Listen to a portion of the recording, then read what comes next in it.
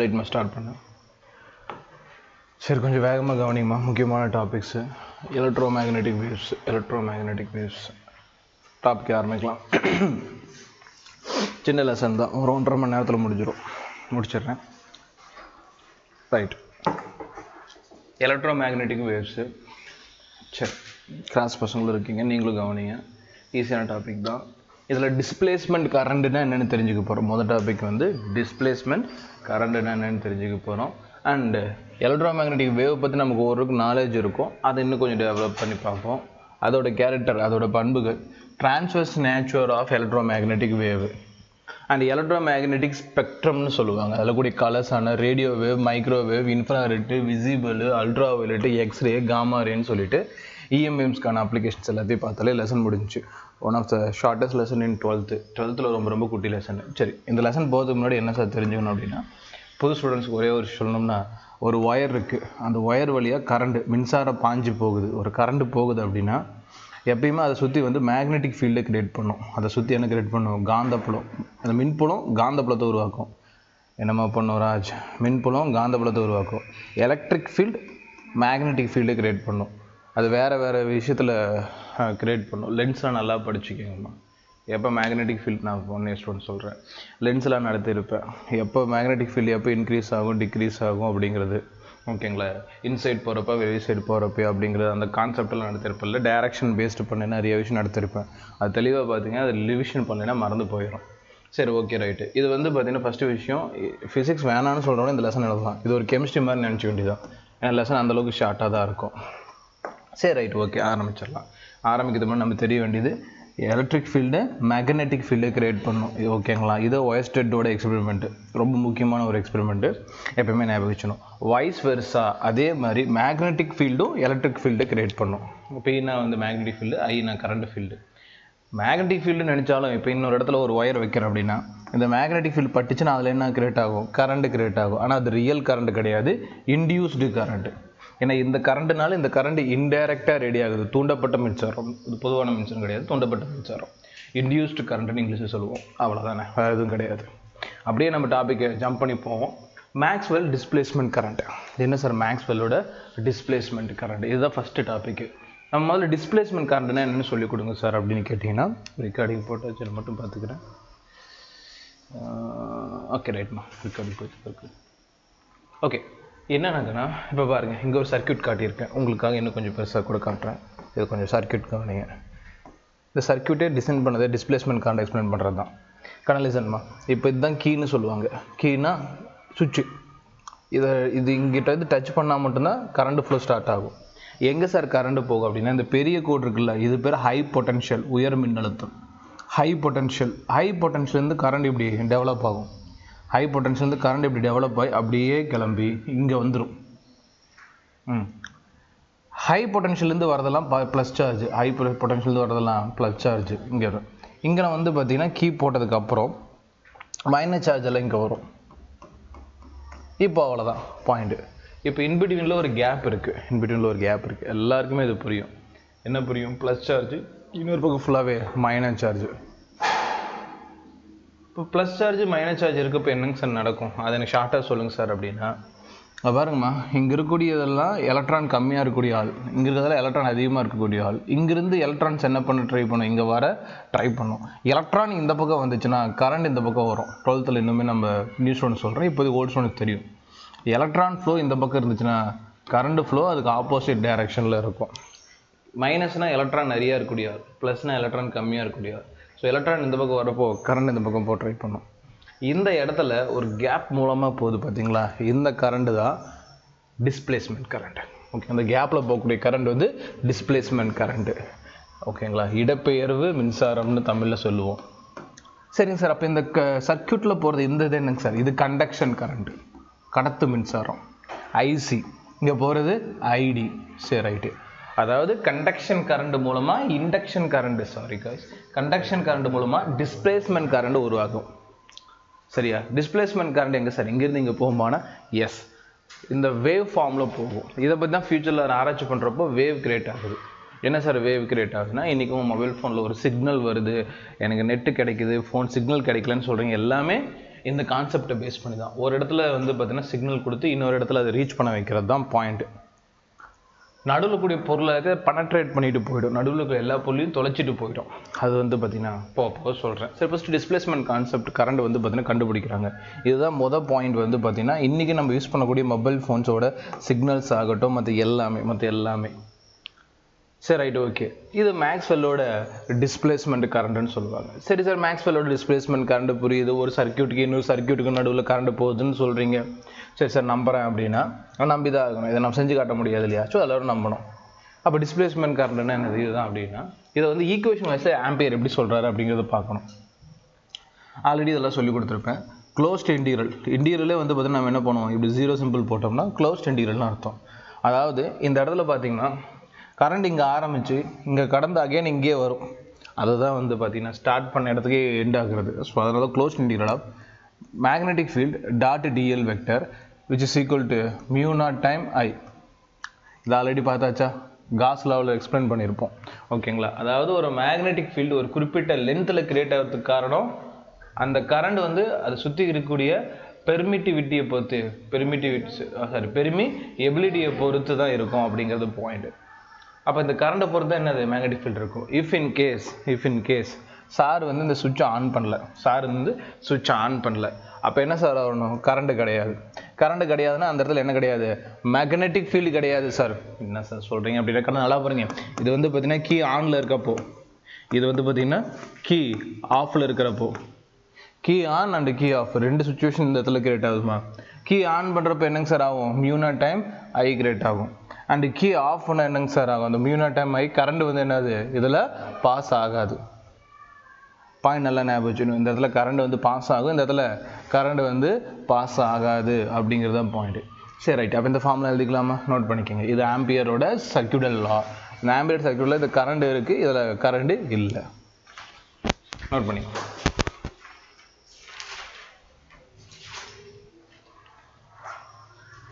இது general formula. இந்த general formula எப்பயுமே இம்பார்ட்டண்ட்டு. ஏன்னா மறுபடியும் சொல்கிறது தான், கரண்ட் இருக்குன்னா தான் அந்த இடத்துல மேக்னெட்டிக் ஃபீல்டு இருக்குது. இவ்வளோ தான். இதை தான் எக்ஸ்பிளைன் பண்ண ட்ரை பண்ணுறோம், வேறு எதுவுமே கிடையாது. கரண்ட் இருக்குன்னா எனக்கு அந்த இடத்துல மேக்னெட்டிக் ஃபீல்டு இருக்குது அப்படிங்கிறதுக்கு தான் இந்த ஃபார்முலா பயன்படுத்தப்படுது. இந்த சர்க்யூட்டை அதை பற்றி தான் பேசுது.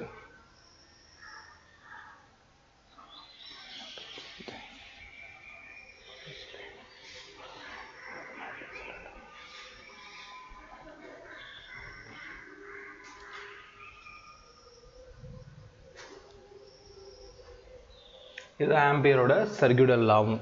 சரிங்களா? ஒரு க்ளோஸ் டு ஃபார்மில் எங்கெங்கெல்லாம் மேக்னெட்டிக் ஃபீல்டு கிரியேட் ஆகுதோ அது ஒரு ஸ்ட்ரெயிட் லைனில் போகிற கரண்ட்டுன்னு கூட சொல்லலாம். ஃபார் எக்ஸாம்பிள் கவனிங்க, இது ஸ்ட்ரெயிட் லைனில் போகிற கரண்ட் அப்படின்னா இதை சுற்றி க்ளோஸ் டு ஃபார்மில் என்ன கிரியேட் ஆகும்னா மேக்னெட்டிக் ஃபீல்டு கிரியேட் ஆகும். இதை சுற்றி க்ளோஸ் டு ஃபார்மில் இங்கே ஆரம்பித்து இப்படி சுற்றி இப்படி வரும். அதுதான் வந்து பார்த்தீங்கன்னா க்ளோஸ் டு ஃபார்ம். ஸோ ஒரு ஸ்ட்ரெயிட் லைனில் போகிற கரண்ட்டு க்ளோஸ் டு ஃபார்மில் மேக்னெட்டிக் ஃபீல்டை ஒரு குறிப்பிட்ட லென்த்தில் கிரியேட் பண்ணும். Right, okay. தென் இதுதான் வந்து பார்த்தீங்கன்னா ஆம்பியரோட சர்க்யூட்டல் லா. இது ஓகேவா? இதில் போகக்கூடிய சார்ஜ் வந்து ஸ்மால் அமௌண்ட் ஆஃப் சார்ஜ் அப்படின்னா அது ஸ்மால் அமௌண்ட் ஆஃப் டிஸ்டன்ஸில் என்ன கிரியேட் பண்ணும்? மேக்னெட்டிக் ஃபீல்டை கிரியேட் பண்ணும். சரி சார், ஓகே. அடுத்து என்ன சார் சொல்லிட்டு போகிறீங்கன்னா சில ஸ்டேட்மெண்ட்டை நம்ம என்னது ஸ்டடி பண்ண போகிறோம். ஏன்னா ஸ்டேட்மெண்ட் நமக்கு முக்கியம். லிசன். Maxwell set. ஓகேங்களா? ரெண்டு பேர், ஒரு ஆம்பியர் இன்னொன்று மேக்ஸ்வெல், ரெண்டுமே இதில் ரிசர்ச் பண்ணியிருக்காங்க. இதில் மேக்ஸ்வெல்லோட தாட் என்ன சார்? அவர் என்ன சொல்கிறாருன்னா மேக்ஸ்வெல் செட் தட் இதெல்லாம் ஸ்டேட்மெண்ட்டில் கேட்பாங்க. Not only current produce in magnetic field. இப்போ வந்து பார்த்தீங்கன்னா கரண்ட் அப்படிங்கிறது சார் என்ன சொல்லி கொடுத்தேன், கரண்ட் அப்படிங்கிற விஷயம் மேக்னெட்டிக் ஃபீல்டை ப்ரொடியூஸ் பண்ணுதுன்னு சொல்கிறேன். பட் அது மட்டும் இல்லைங்கிறாங்க. Not only current produce magnetic field but change in electric field in vacuum free space also produce magnetic ஃபீல்டுங்கிறான். அப்போது லிசன்மா, வெறும் கண்டக்டரில் இப்போ கரண்ட் போகுதுன்னா இந்த இடத்துல மட்டும் மேக்னெட்டிக் ஃபீல்டு உருவாகிறது இல்லையா? இங்கே பாருங்கள், வேக்கம்னு என்னது? இப்போ ரெண்டு கண்டக்டருக்கும் நடுவில் என்ன கிடையாது? எதுவுமே கிடையாது, ஒரு எம்ப்டி ஸ்பேஸ். அப்படின்னா இந்த இடத்துல ஒரு வேளை எலக்ட்ரிக் ஃபீல்டு சேஞ்ச் ஆச்சுன்னா இங்கே ஒரு காந்தத்தை வச்சுன்னா என்ன ஆகும்? அந்த காந்த அசையுதான். அப்போ என்ன அர்த்தம்? எதுவுமே இல்லாத இந்த இடத்துல ஒரு வேளை எலக்ட்ரிக் ஃபீல்டு வந்து அந்த எலக்ட்ரிக் ஃபீல்டு சேஞ்ச் ஆச்சுன்னா மேக்னெட்டிக் ஃபீல்டு கிரியேட் ஆகுது. அப்போ கண்டக்டரில் மட்டும் வந்து மேக்னெட்டிக் ஃபீல்டு கிரியேட் ஆகுறது இல்லை. அதாவது இந்த ஒயரில் இது ஒரு ஒயர் மாதிரி, இந்த ஒயரில் மட்டும் மேக்னெட்டிக் ஃபீல்டு கிரியேட் ஆகுது இல்லை. இந்த வேக்கம் பிளேஸ்லையும் என்ன கிரியேட் ஆகுது? கரண்ட் கிரியேட் ஆகுது. இது சொல்கிறது யார்? மேக்ஸ்வெல். அவ்வளோதான் ஸ்டேட்மெண்ட். அப்புறம் பிடிஎஃப்ல படிச்சுக்கோங்க. டிஸ்பிளேஸ்மெண்ட் கரண்ட்டுக்கு ஃபார்முலா நமக்கு தேவை. ஆனால் டிஸ்பிளேஸ்மெண்ட் கரண்ட்னா என்ன? ரெண்டு கண்டக்டருக்கு நடுவில் கிரியேட் ஆகுது. ஏன்னா அந்த இடத்துல எலக்ட்ரிக் ஃபீல்டு சேஞ்ச் ஆகுது. இங்கேருந்து போகக்கூடிய லைன்ஸ் வந்து இதே மாதிரி இருக்காது, மாறி மாறி வரும். அப்போ என்ன கரண்ட் கிரியேட் ஆகுது? Displacement current. டிஸ்பிளேஸ்மெண்ட் கரண்டாலும் என்ன கிரியேட் ஆகும்? மேக்னெட்டிக் ஃபீல்டு கிரியேட் ஆகும். இதை தான் வந்து பார்த்தீங்கன்னா மேக்ஸ்வெல் வந்து ப்ரப்போஸ் பண்ணுறாரு. நார்மலான இது மட்டும் இல்லாமல் இதையும் சொல்கிறாரு. கவனியமாக எழுதிக்கலாம். பிடிஎஃப் தர உடனே ரிவிஷன் பண்ணிட்டு போதுமானது, வேறு எதுவுமே இல்லை. சார் ஃபார்முலாங்க sir, no more derivation, direct substitution தான். டிஸ்பிளேஸ்மெண்ட் கரண்ட் அப்படிங்கிறது பெர்மிட்டிவிட்டி இன்டூ வேக்கம் பிளேஸில் இருக்கக்கூடிய பெர்மிட்டிவிட்டி. எப்சிலான் நாட் பற்றி நான் ஃபியூச்சரில் சொல்லித்தரேன் நியூ ஸ்டூடெண்ட்ஸ்க்கு. பட் ஓல்ட் ஸ்டூடெண்ட்ஸ் தெரியும் எப்சிலான் நாட்னா என்னென்னு. இன்டூ அந்த எலக்ட்ரிக் ஃபீல்டால் எவ்வளோ ஒரு குறிப்பிட்ட டைமில் ஃப்ளக்ஸை சேஞ்ச் பண்ண முடியுதோ. ஃப்ளக்ஸ்னால் என்னது? இதுதான் இந்த இடத்துல போகக்கூடிய லைன்ஸ் தான் என்னென்னு சொல்லுவோம் நம்ம, ஃப்ளக்ஸு, பைன்னு சொல்லுவோம். இந்த பை எந்த அளவுக்கு எந்த குறிப்பிட்ட டைமில் சேஞ்ச் ஆகுதோ, எதுக்கு சொந்தமான பை? Electric field. மேக்னெட்டிக் ஃபீல்டுக்கு சம்மந்தம். ஏன்னா பை ரெண்டு கால்குலேட் பண்ணுவோமா, எலக்ட்ரிக் ஃபீல்டுக்கும் கால்குலேட் பண்ணுவோம், மேக்னெட்டிக் ஃபீல்டுக்கும் கால்குலேட் பண்ணுவோம். பட் நம்ம என்ன பண்ணக்கூடாது, இதை மேக்னெட்டிக் ஃபீல்டு அப்ளை பண்ணக்கூடாது, எலக்ட்ரிக் ஃபீல்டுக்கு அப்ளை பண்ணால் போதுமானது. சரி சார், எலக்ட்ரிக் ஃபீல்டுக்கு நான் அப்ளை பண்ணுறேன்னா அப்போ T/E divided by dt into என்ன சொல்லணும்? Epsilon not. இது என்ன சார்? Displacement current. நான் இப்போ வச்சுக்கணும், மெமரி பண்ணுங்கம்மா, எழுதுறது முக்கியம் கிடையாது. ஏன்னா லெசன் முடிய ஃபார்முலா மெமரி பண்ணணும். சரி சார், ஓகே. அப்போ கண்டக்ஷன் கரண்ட்னா என்னங்க சார்? கண்டக்ஷன் கரண்ட் கடத்து மின்சாரம்னு சொல்லக்கூடியது. நான் சொன்னல ஹை பொட்டன்ஷியல் ஆரம்பித்து லோ பொட்டன்ஷியல் போக நோக்கி போக ட்ரை பண்ணும். இன்பிட்வீனில் என்ன கிரியேட் பண்ணும்? டிஸ்பிளேஸ்மெண்ட் கரண்ட் கிரியேட் பண்ணும். இந்த டிஸ்பிளேஸ்மெண்ட் கரண்ட் அகைன் என்ன கிரியேட் பண்ணும்? Conduction current. பாருங்களேன், conduction current, displacement current. Again displacement current என்ன கிரியேட் பண்ணுது? கண்டக்ஷன் கரண்ட் கிரியேட் பண்ணுது. அவ்வளோதான். ஸோ சிம்பிளான கான்செப்ட். ஸோ இது வரைக்கும் புரிஞ்சுட்டு போகுது, ரொம்ப அண்டர்ஸ்டாண்ட்லாம் பண்ண தேவையில்லை. ரைட். இது வந்து கண்டினியூட்டிவ் பிரின்சிபல்னு சொல்லுவாங்க. ஏன்னா அந்த கண்டக்ஷன் கரண்ட் எந்த அளவுக்கு இருக்கோ அந்த அளவுக்கு தானே டிஸ்பிளேஸ்மெண்ட் கரண்ட் இருக்கும். சம்டைம்ஸ் டிஸ்பிளேஸ்மெண்ட் கரண்ட் கம்மியாக கூட இருக்கலாம். பட் ஆனால் என்ன சொல்லணும்னா கண்டினியூட்டிவ் பிரின்சிபல், அதாவது கண்டினியூட்டியாக கண்டக்ஷன் கரண்ட் போயிட்டே இருக்குன்னா டிஸ்பிளேஸ்மெண்ட் கரண்ட் அதுக்கேற்ற மாதிரி உருவாகிட்டே இருக்கும். கண்டக்ஷன் கரண்ட் போயிட்டே இருந்தால் டிஸ்பிளேஸ்மெண்ட் கரண்ட் என்ன ஆகிட்டே இருக்கும்? உருவாகிட்டே இருக்கும். அதுக்கு கண்டினியூட்டிவ் பிரின்சிபல். பட் உண்மை என்னென்னா இங்கே போகிற எல்லாமே இப்படி இதுவாக மானவஸ் இல்லை. வேக்கம் போகிறப்ப லாஸ் கூட ஆகலாம். இந்த இடத்துல நிறைய லாஸ் ஆகலாம், ரெசிஸ்டன்ஸ்னு சொல்லுவோம்.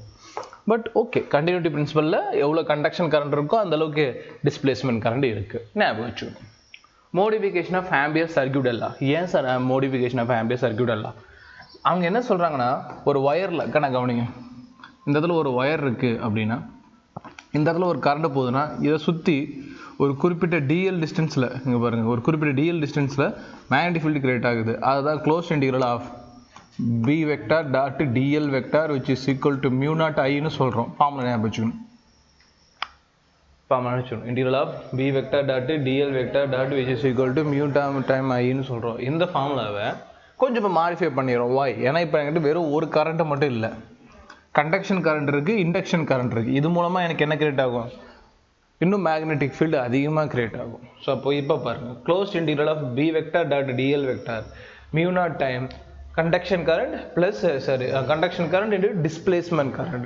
induction இல்லமா displacement current. displacement current என்னங்க நான் ஃபார்முலா யூஸ் பண்ணுவோம், epsilon not d/E divided by dt. இதுவே ஒரு क्वेश्चन கூட கேட்கலாம். ஓகேவா? என்ன சார் சொன்னீங்க, இன்னொரு டைம் சொல்லுங்கன்னா நல்லா ஞாபகம் வச்சு மனசில் பதிய வைக்கணும், அப்போ தான் புரியும். Closed integral of B vector dot DL vector அப்படிங்கிறது, அதாவது ஒரு குறிப்பிட்ட லென்த்தில் கிரியேட் ஆகக்கூடிய மேக்னெட்டிக் ஃபீல்டு காந்தப்புலம் அப்படிங்கிறது, அதில் போகக்கூடிய கண்டக்ஷன் கரண்ட் கடத்த மின்சாரமும், இது இண்டக்ஷன் கரண்ட்டு. சரி, டிஸ்பிளேஸ்மெண்ட் கரண்ட், இண்டக்ஷன் நடத்துனது அதே வருது. டிஸ்பிளேஸ்மெண்ட் கரண்ட்டுக்கு ஓவரால் வேல்யூவை டிபெண்ட் ஆகிருக்கும் அப்படிங்கிறது மேக்ஸ்வெல்லோட மாடிஃபிகேஷன் லா. இதுவும் என்னது? மேக்ஸ்வெல் ஆம்பியர் சர்க்யூட் லா. அதாவது இந்த க்ளோஸ் இன்டெக்ரல் ஃபார்ம் சொல்கிறது ஆம்பியராக இருப்பார், அதில் இருக்கக்கூடிய டிஸ்பிளேஸ்மெண்ட் கரண்ட்டை பற்றி பேசுனது மேக்ஸ்வெல்லாக இருப்பார். So that Maxwell Ampere circuit எல்லாம்னு சொல்லுவாங்க இதை. Right, okay. இப்போ இந்த கொஸ்டின் பார்க்கலாம். கெப்பாசிட்டர்னா நம்ம சார்ஜ் ஸ்டோர் பண்ணக்கூடிய இடம், கியூங்கிற ஒரு விஷயத்தை ஸ்டோர் பண்ணக்கூடிய ஒரு இடம். ஹேஸ் பீன் சார்ஜ், அதை வந்து சார்ஜ் பண்ணுறோம் பை டிசி சோர்ஸ். கடை ரெண்டு சோர்ஸ் இருக்குது. கரண்ட் வந்து தொடர்ந்து ஃப்ளோ ஆன டிசி சோர்ஸு ப்ளஸ் நெகட்டிவாக மைனஸ் ப்ளஸ்ஸாக கொடுத்துச்சுன்னா, ஃபார் எக்ஸாம்பிள் இந்த இதில் ஒரு பேட்ரி இருக்குது அப்படின்னா இது பேர் டிசி சோர்ஸ்மா. இப்படி கோடு போட்டிருந்தாங்கன்னா இது பேர் டிசி சோர்ஸ். இதனால் எந்த பக்கம் மட்டும் தான் கரண்ட் கொடுக்க முடியும்? இந்த பக்கம் மட்டும் தான் கரண்ட் கொடுக்க முடியும். இதுவே ஒரு ஏசி சோர் எடுத்தால் சாருக்கு ஒரு அட்வான்டேஜ் இருக்குது, இந்த பக்கமும் கரண்ட் கொடுக்க முடியும், இந்த பக்கமும் கரண்ட் கொடுக்க முடியும்.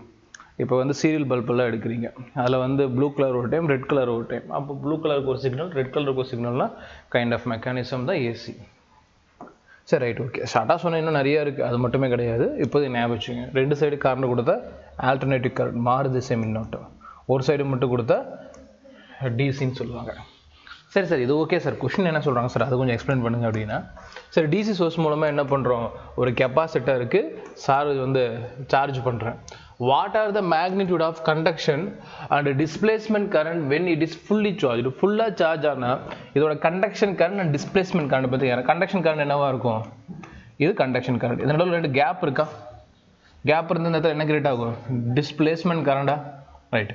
தொடர்ந்து கண்டினியூஸாக போச்சு, தொடர்ந்து வந்து பார்த்தீங்கன்னா இந்த இடத்துல கண்டினியூட்டாக போகுது அப்படின்னா என்ன சார் சொல்லுவோம்? டிஸ்பிளேஸ்மெண்ட்டுக்கு கரண்டும் கண்டக்டிவிட்டி கரண்டும் ஈக்குவல் தான், அதில் எந்த ஒரு சந்தேகமே வேணாம். A capacitor has been charged by DC source. What are the magnitude of conduction and displacement current when it is fully charged? ஆனால் இப்போ என்ன கேட்குறாங்கன்னா ஃபுல்லாக சார்ஜ் ஆகிடுச்சு. ஃபுல்லாக சார்ஜ் ஆனதுக்கு அப்புறமேட்டு இவங்களோட வேல்யூ எப்படி இருக்கும் அப்படின்னு கேட்குறாங்க. இங்கே பாருங்கள், இது ஹை பொட்டன்ஷியல். ஹை பொட்டன்ஷியல் வந்து சார்ஜ் ஆகிட்டே இருக்குது, இங்கே போயிட்டே இருக்குது. ஃபுல்லாக சார்ஜ் ஆகிடுச்சுன்னா இந்த பொட்டன்ஷியல் தேவையில்லைன்னு அர்த்தம். நல்லா ஞாபகம். எப்போ கெப்பாசிட்டர் ஃபுல்லாக சார்ஜ் ஆகும் அப்படின்னா இங்கே இருக்கிற எல்லா வோல்டேஜும் இங்கே போனதுக்கு அப்புறம், விச் மீன்ஸ் கரண்ட் இந்த இடத்துல கட் ஆனதுக்கப்புறம் தான் ஃபுல்லாக சார்ஜ் ஆச்சுன்னு அர்த்தம்.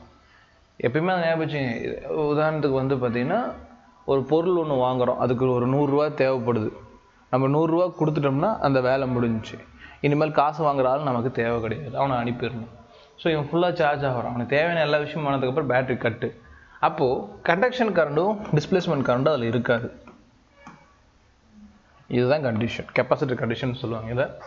So displacement current and conduction current fully charge இருக்கப்பறம், ஃபுல்லி சார்ஜ் ஆகிடுச்சு அப்படின்னா எனக்கு 0 நோக்கி போயிடும்.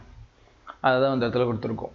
அண்ட் ஸ்டெடி கரண்ட்டும் சொல்லுவாங்க. இது பேர் என்ன சார் ஸ்டெடி கரண்ட் அப்படின்னா, அதான் ஃபுல்லாக சார்ஜ் ஆகிடுச்சு, டிசி சோர்ஸ் மூலமாக ஃபுல்லாக சார்ஜ் ஆகிடுச்சுன்னா அது ஸ்டெடி கரண்ட்டுன்னு சொல்லுவாங்க. ஏசி சோர்ஸில் வந்து பார்த்தீங்கன்னா கரண்ட் சேஞ்ச் ஆகி வரும், ஆனால் இதில் என்ன வரும், கரண்ட் வந்து ஸ்டெடியாக வரும். பட் அது ஒரு பாயிண்ட்டு. ஃபுல்லாக சார்ஜ் ஆகிடுச்சுன்னா இது வந்து பார்த்தீங்கன்னா டிஸ்பிளேஸ்மெண்ட் கரண்ட்டும் கண்டக்ஷன் கரண்ட்டும் இருக்காது. லிசன், இந்த இடத்த எப்படி கரண்ட் இந்த சம் எப்படி சால்வ் பண்ணுறது அப்படின்னு பார்ப்போம். 100 ஓம் ரெசிஸ்டன்ஸ் எடுத்துக்கிறோம். 2016 கேட்டது 100 ஓம் ரெசிஸ்டன்ஸ் எடுத்துக்கிறோம். அண்ட் கெப்பாசிட்டர் ஆஃப் 100 ஓம் ரியாக்டன்ஸ்ன்னு சொல்கிறாங்க. அப்போ இது என்னது, கெப்பாசிட்டர் ரியாக்ஷன் எக்ஸி என்னது 100 ஓம். நார்மல் ரெசிஸ்டன்ஸ் எவ்வளோ, அதுவும் ஒரு 100 ஓம். இது உங்களுக்கு நியூ ஸ்டூடெண்ட்ஸ்க்கு புரியாது, பட் ஓல்ட் ஸ்டூடெண்ட்ஸ்க்கு புரியும், கவனிங்க. ஆர் கனெக்டட் இந்த சீரியஸ் அக்ராஸ் 220 வோல்ட். எதோட கனெக்ட் பண்ணிருக்காங்க, அதோட EMF or voltage 220 volt. When capacity is 50% charge. Capacity எவ்வளோ சார்ஜ் ஆகுது, 50% சார்ஜ் ஆனதுக்கு அப்புறமேட்டுக்கு peak value for the displacement current. Displacement கரண்டோட ஹையஸ்ட் வேல்யூ என்னன்னு கேட்குறான். டிஸ்பிளேஸ்மெண்ட் வேல்யூ வந்து பார்த்தீங்கன்னா ஹையஸ்ட் வேல்யூனா நாட்டு. ஆனால் இப்போ கெப்பாசிட்டி வெறும் 50% சார்ஜ் தான். 100% சார்ஜ் ஆச்சுன்னா இது என்னென்னு சொல்லிடலாம், ஈக்குவல் டு 0ன்னு சொல்லலாம். பட் இது 50% தான் சார்ஜ் ஆகிருக்கு. ஸோ அது பாயிண்ட் கிடையாது, 50% சம்முக்கு யூஸ் ஆகாது. நமக்கு இதுதான் தேவை. கரண்ட் வந்து பார்த்தீங்கன்னா கண்டுபிடிக்கிறதுக்கு இதுதான் தேவை. டேரெக்டாக நான் சொல்யூஷன் எழுதியெல்லாம் போடல, பாயிண்ட்டை காமிச்சிடுறேன், கணக்கு கவனிங்க. நமக்கு தேவை வந்து பார்த்தீங்கன்னா I0. ஓகேங்களா, I0 வேணும் அப்படின்னா IRMS which is equal to I0 divided by √2. நம்ம என்ன கண்டுபிடிக்கணும், அப்போ ஐஆர்எம்எஸ்க்கு formula VRMS divided by Z. ஓகேங்களா, ERMS divided by Z. ஓகேங்களா, இந்த Z வேல்யூ கண்டுபிடிக்கிறது சார் ஆல்ரெடி சொல்லி கொடுத்துருவேன். √XC² + R². இது மூலமாக Z வேல்யூ கண்டுபிடிச்சாச்சு. VRMS வேறு ஒன்றும் கிடையாது, அதில் கொடுக்கக்கூடிய சோர்ஸோட வோல்டேஜ் எவ்வளோ, 220 divided by 100√2. ரெண்டையும் கேன்சல் பண்ணால் IRMS கிடைக்கும். தென் ஃபைனலாக நீங்கள் என்ன கண்டுபிடிச்சிங்க, I0 கண்டுபிடிச்சிங்க. நல்லா ஞாபகம். இந்த இடத்துல வந்து பார்த்தீங்கன்னா நம்ம எந்த வகையான டிஸ்பிளேஸ்மெண்ட் கரண்ட் ஃபார்முலா யூஸ் பண்ண மாட்டோம். For example displacement current formula அப்படின்னு பார்த்தோன்னா ε0 d∅e divided by dtங்கிற இந்த ஃபார்முலா வேலிட் ஆகாது. ஓகேங்களா, நமக்கு வந்து இந்த இடத்துல ஃப்ளக்ஸ் சேஞ்ச் ஆகுறதோ டைமை பற்றியோ எதுவுமே தரல. ஸோ அதனால் நாமளாக இதெல்லாம் யூஸ் பண்ண தேவையில்லை. ஏன்னு கேட்டிங்கன்னா இந்த இடத்துல நம்ம கண்டினியூட்டி லா பிரின்சிபல் படி displacement current which is equal to also conduction கரண்ட்டுக்கு தான் இந்த ஃபார்முலாலாம் கால்குலேட் பண்ணோம். ஸோ அதனால் நம்ம என்ன சார் பண்ணிக்கலாம்னா பீக் வேல்யூ கேட்டாங்கன்னா இந்த I0 கண்டுபிடிக்கிறதுக்கு IRMS equal to I0 divide by √2 use பண்ணலாம். இந்த இடத்துல IRMS equal to VRMS divide by impedance use பண்ணலாம். இதெல்லாம் ஞாபகம் வச்சுக்கோங்க, இதில் இம்பார்ட்டன்ட். ஆல்ரெடி ஏசியில் நான் முடிச்சிருப்பேன். ஸோ நல்லா ஞாபகம் வச்சு படிச்சுக்கோங்க. சரி, ரைட், ஓகே. இது என்னங்க சார், இந்த மாதிரி நிறைய கான்செப்ட் முன்னாடியே பார்த்துருந்தோம். எப்போ மேக்னெட்டிக் ஃபீல்டில் இன்க்ரீஸ் ஆகும் டிக்ரீஸ் ஆகும் லென்ஸில் சொல்லி கொடுத்துருப்பேன். இப்போ ஒரு டைம் பார்த்துடலாம். Electric field induced due to changing magnetic field. கவனிக்கணுமா, ரொம்ப கவனிக்கணும், இல்லைனா புரியாது. Electric field induced by due to change in magnetic field is perpendicular to the magnetic ஃபீல்டுங்கிறாங்க. என்ன சார் சொல்கிறாங்க, கவனிக்க. இப்போ என்ன ஆகிட்டு இருக்குன்னா கரண்ட் வந்து இந்த இடத்துல இப்படி ஃப்ளோ ஆகிட்டு இருக்கு. சர்க்கிள் ஷேப்பில் கரண்ட் ஃபுல்லாக ஃப்ளோ ஆகிட்டு இருக்கு. கரண்ட் வந்து பார்த்தீங்கன்னா சர்க்கிள் ஷேப்பில் ஃபுல் ஆகிட்டு இருக்கப்போ மேக்னெட்டிக் ஃபீல்டு வெளியே வர ட்ரை பண்ணும். இது எப்பயுமே ஓகேங்களா. மேக்னெட்டிக் ஃபீல்டு வந்து பார்த்தீங்கன்னா வெளியே வர ட்ரை பண்ணும். The electric field induced due to change in magnetic field is perpendicular to magnetic field அப்படிங்கிறாங்க. இப்போ எலக்ட்ரிக் ஃபீல்டு வந்து electric field induced due to change in magnetic field கவனிங்க. இப்போ இந்த மாதிரி கரண்ட் வந்து பார்த்தீங்கன்னா வெளியே வருது அப்படின்னு வச்சுக்கலாம். வெளியே வருது அப்படின்னு வச்சுக்கிட்டோம்னா எனக்கு ஒரு வேலை மேக்னெட்டிக் ஃபீல்டு தொடர்ந்து இன்க்ரீஸ் ஆகிட்டே இருக்குது. மேக்னெட்டிக் ஃபீல்டு தொடர்ந்து இன்க்ரீஸ் ஆகிட்டே இருக்குது அப்படின்னா ஆப்போசிட் டைரக்ஷனில் எப்பயுமே லென்ஸில் ஆக்ட் ஆகி அதை டிக்ரீஸ் பண்ண ட்ரை பண்ணும். இது எப்பயுமே தெரிஞ்சுக்க வேண்டியதான். அதாவது மேக்னெட்டிக் ஃபீல்டு இன்க்ரீஸ் ஆச்சுன்னா அதை டிக்ரீஸ் பண்ணணும், டிக்ரீஸ் ஆச்சுன்னா இன்க்ரீஸ் பண்ணி நியூட்ரலில் பண்ணணும். அது லென்ஸில் அப்புறம் சொல்கிறேன். இப்போ பாயிண்ட் என்னன்னு கேட்டிங்கன்னா ஆப்போசிட் டைரக்ஷனில் வரக்கூடிய அந்த மேக்னெட்டிக் ஃபீல்டு என்ன பண்ணணும்னா இந்த கரண்டில் வந்து இருக்கக்கூடிய எலக்ட்ரிக் ஃபீல்ட்ஸை வந்து பார்த்திங்கன்னா இன்டியூஸ் பண்ணும். அதுக்கு அர்த்தம் வந்து பார்த்திங்கன்னா கரண்ட் இந்த பக்கம் ஃப்ளோ ஆகுதா அதை அகேன்ஸ்டாக ஃப்ளோ பண்ண வைக்க ட்ரை பண்ணும். ஏன்னா ஒரு சப்போஸ் கரண்ட் இப்படி வரதுனால மேக்னெட்டிக் ஃபீல்டு இப்படி வந்துச்சுன்னா ஆப்போசிட் டைரக்ஷனில் போகிறதுனால இந்த கரண்ட் என்ன பண்ணும் அகேன்ஸ்டாக திருப்பி விட ட்ரை பண்ணும். ஓகேங்களா, இது ஞாபகம். அந்த மாதிரி திருப்பி வரதுக்கு பேர் தான் எலக்ட்ரிக் ஃபீல்டு இன்டியூஸ்டு.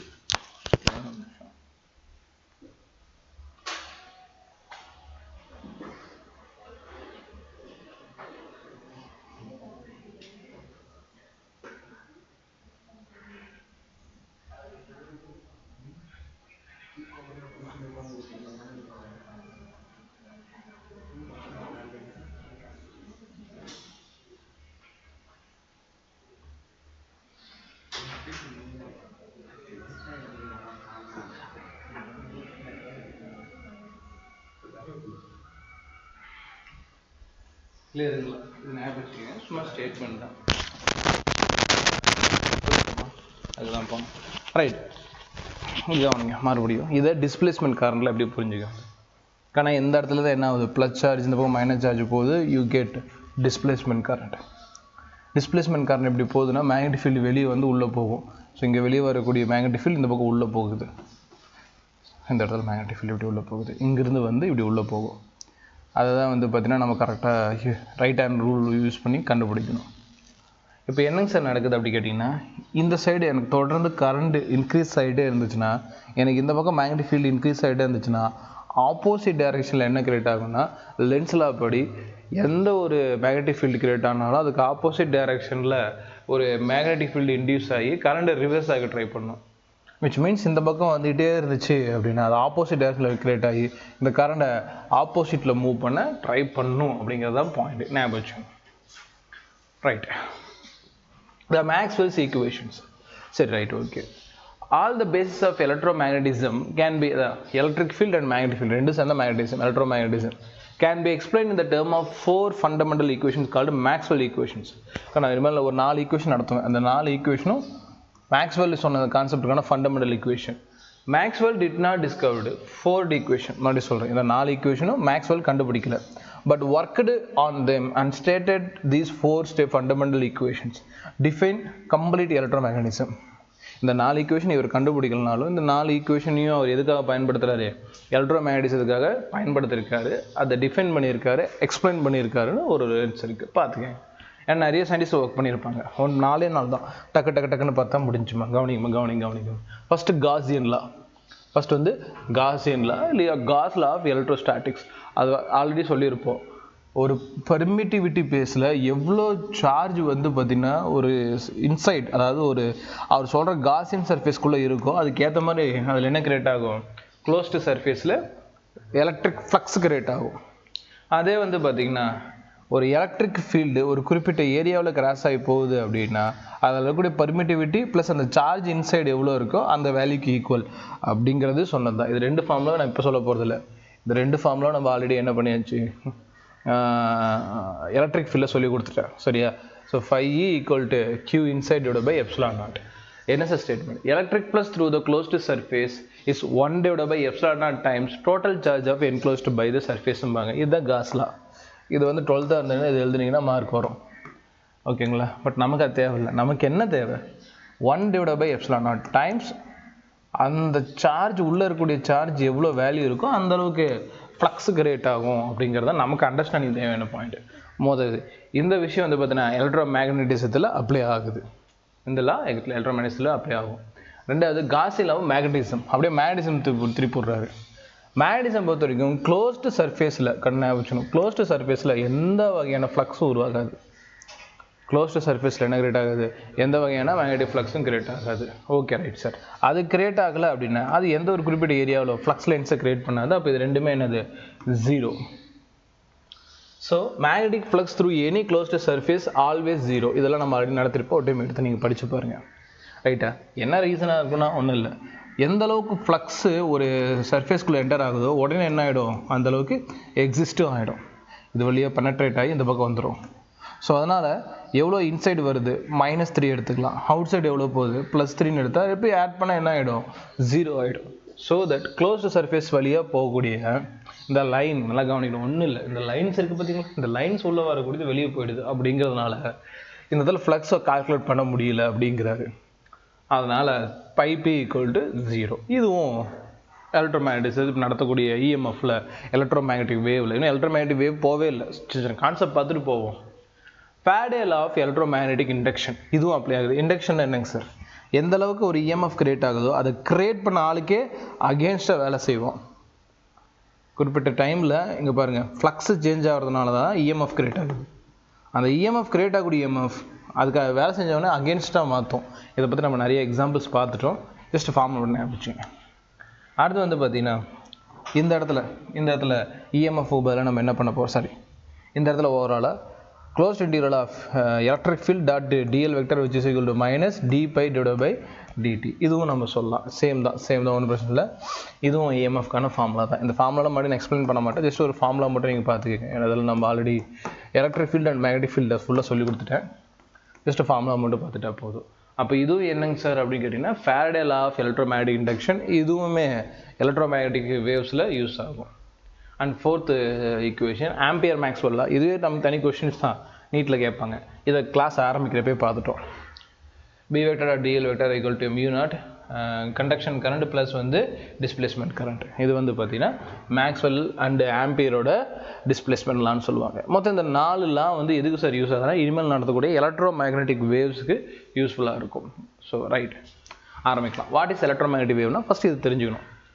ஞாபகம் வச்சுங்க, ஒரு சார்ஜ் ரெஸ்ட்டில் இருந்துச்சுன்னா நகரலை, ஒரு இடத்துல ஓய்வில் இருக்குது, ஒரு மின்னூட்டம் எந்த இடத்துலையும் நகரலை, அது பாட்டில் ஓய்வில் இருந்துச்சு அப்படின்னா சுற்றி எலக்ட்ரிக் ஃபீல்டு மின்புலத்தை மட்டும்தான் உருவாக்கும். ஓகேங்களா, இதை கால்குலேட் பண்ணுறதெல்லாம் நான் சொல்லி கொடுத்துட்டேன். ஓகேங்களா, அது நல்லா பார்த்துக்கிங்க.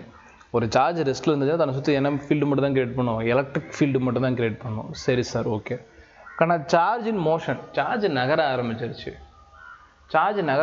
பட் யூனிஃபார்ம் வெலாசிட்டினா ஸ்பீடு மாறல. ஒரு குறிப்பிட்ட ஸ்பீடு எடுத்துச்சுன்னா அதே ஸ்பீடில் போகுது.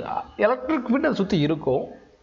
ஸோ யூனிஃபார்ம் ஸ்பீடாக போகுது. அப்போது சார்ஜ் நகர்ந்துச்சுன்னா அதுக்கு பேர் தான் கரண்ட். ஃப்ளோ ஆஃப் சார்ஜுங்கிறது கரண்ட் கிரியேட் ஆனாலும் அடுத்து என்னம்மா கிரியேட் ஆகிடும், மேக்னெட்டிக் ஃபீல்டு. கரண்ட் வந்து கிரியேட் ஆனாலும் அதை சுற்றி என்ன கிரியேட் ஆகும், மேக்னெட்டிக் ஃபீல்டு கிரியேட் ஆகிடும். அவ்வளோதான். அப்போ என்னென்னா ஒரு சார்ஜ் யூனிஃபார்ம் ஸ்பீடில் போச்சுன்னா அதை சுற்றி எது கிரியேட் ஆகும், எலக்ட்ரிக் ஃபீல்டும் மேக்னெட்டிக் ஃபீல்டும் கிரியேட் ஆகும். சார் ஆனால் ரெண்டுக்கும் ரிலேஷன்ஷிப் இருக்குமானா வாய்ப்பு இல்லை, அது ரொம்ப கஷ்டம். ஓகேங்களா, எலக்ட்ரிக் ஃபீல்டு மேக்னெட்டிக் ஃபீல்டு ஒரே டைமில் எக்ஸிஸ்ட் ஆகும்னா எக்ஸிஸ்ட் ஆகும், இல்லைனாலாம் சொல்ல. பட்டு அதோட ஆங்கிள் இதோட ஆங்கிள்லாம் ப்ரிடிக்ட் பண்ணவே முடியாது, கொஞ்சம் கஷ்டம். அதுவே தேர்ட் கேஸ் நமக்கு தேவையானது, ஒரு வேளை அதே சார்ஜ் வந்து ஆக்சலரேட் ஆச்சுன்னா, அதாவது ஸ்பீடு வந்து பார்த்திங்கன்னா தொடர்ந்து மாறிக்கிட்டே இருந்துச்சுன்னா அப்போ என்ன சார் ஆகும் அப்படின்னு கேட்டிங்கன்னா சேஞ்ச் ஆஃப் ஸ்பீடு, அதோட ஸ்பீடை மாற்றி மாற்றி போயிட்டு ஒரு டைம் மெதுவாக போகுது, ஒரு டைம் வந்து பார்த்தீங்கன்னா வேகமாக போகுது. அப்படி என்றால் அப்போ என்னங்க சார் பண்ணணும்னா இது போத் எலக்ட்ரிக் ஃபீல்டு மேக்னெட்டிக் ஃபீல்டை பர்பண்டிகுலராக ப்ரொடியூஸ் பண்ணும். பர்பண்டிகுலர், ஒரு பக்கம் எலக்ட்ரிக் ஃபீல்டு அந்த பக்கம் போச்சுன்னா ஒரு பக்கம் மேக்னெட்டிக் ஃபீல்டு இப்படி போகும். ஸோ ரெண்டையும் ஒரே டைமில் பர்பண்டிகுலராக கிரியேட் ஆகணும்னா charge should be accelerated be வைக்கும். ஞாபகம் வச்சுக்கணும். சரி சார், அப்போ சார்ஜ் எந்த பக்கம் சார் போகும்? இதுதான் அதோட velocity. Velocity is nothing but wave motion இல்லை வேவ் ப்ரொபகேஷன்னு சொல்லுவாங்க. என்ன சார் சொல்கிறீங்க அப்படின்னு சொல்கிறேன். இப்போ போகலாம். இதுதான் ரியலாக நமக்கு தேவையான டாபிக். எலக்ட்ரோ மேக்னெட்டிக் வேவ்னா என்னங்க? அவ்வளோதான். மெயின் ஒரு 6 மணி நேரம் கிளாஸே முடிச்சிருப்பாருங்க. என்ன சார் நடக்குது அப்படின்னு கேட்டிங்கன்னா, ஒரு சார்ஜ் இருக்குது. ஒரு சார்ஜ் என்ன சார் ஆகுதுன்னு கேட்டிங்கன்னா, அதோட ஸ்பீடை சேஞ்ச் பண்ணி நகர ஆரம்பிக்குது. ஸ்பீடை சேஞ்ச் பண்ணி நகர ஆரம்பிக்குதுன்னா ஒரு பக்கம் எலக்ட்ரிக் ஃபீல்டு, இன்னொரு பக்கம் மேக்னெட்டிக் ஃபீல்டு, இல்லைன்னு வந்து ஒரு பக்கம் ப்ரொபகேஷன், அதாவது நகர ஆரம்பிக்கும். என்ன சார் சொல்கிறீங்க புரியல அப்படின்னா சொல்கிறேன். எனக்கு வந்து பார்த்தீங்கன்னா இப்படி மேலே பக்கம் எக்ஸ் ஆக்சிஸ் சைடு தான் இருக்கணும்னு அவசியம் இல்லை. சொல்கிறேன், X axis side electric field create பண்ணுது. இசட் ஆக்சிஸ் சைடில் மேக்னெட்டிக் ஃபீல்டு கிரியேட் பண்ணுது அப்படின்னா ஒய் ஆக்சிஸ் சைடு நோக்கி நகர்ந்துட்டு இருக்குன்னு அர்த்தம். அது ப்ரொபகேஷன் எந்த பக்கம் இருக்கும்? ஒய் ஆக்சிஸ் சைடில் இருக்கும். இதுவே ஒரு கொஷின் தான். நான் அடுத்த போப்போ சொல்கிறேன். அதுக்கு அர்த்தம் என்னங்க சார் கொஞ்சம் தெளிவாக சொல்லுங்கள் சார் அப்படின்னா, கண்ணா ஒருவேளை எலக்ட்ரிக் ஃபீல்டும் மேக்னெட்டிக் ஃபீல்டு ஒன்றுக்கு ஒன்று பர்பண்டிகுலராக இருந்து இதுங்க ரெண்டும் அது போகக்கூடிய சைடு வெலாசிட்டிக்கு பர்பண்டிகுலராக இருந்துச்சு அப்படின்னா அதுக்கு பேர் தான் டிரான்ஸ்வர்ஸ் வேவ் ஃபார்ம்னு சொல்லுவாங்க. டிரான்ஸ்வர்ஸ்னா நீள்வாக்கு அலையா? டிரான்ஸ்வர்ஸ்னு அதை நினைக்கிறேன். ஆமாம், நீள்வாக்கு அலைன்னு வரும்.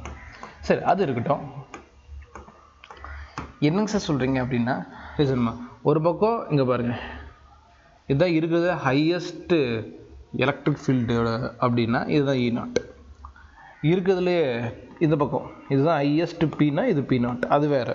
மற்றெல்லாம் E, மற்றதெல்லாம் P. இப்போ என்னங்க சார் நடந்துச்சு அப்படின்னா, இந்த மாதிரி டிரான்ஸ்வர்ஸ் கிரியேட் ஆகுது இல்லை? இந்த டிரான்ஸ்வர்ஸ் நிறைய ஃபார்ம் இருக்குது. But electric field magnetic field create ஆச்சுன்னா அது பேர் தான் எலக்ட்ரோ மேக்னெட்டிக் வேவ்.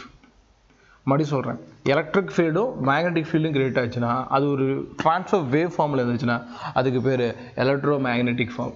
மின்புலமோ காந்த புலமோ ஒரே நேரத்தில் உருவாச்சுன்னா அதுதான் மின்காந்த அலை. முடிஞ்சா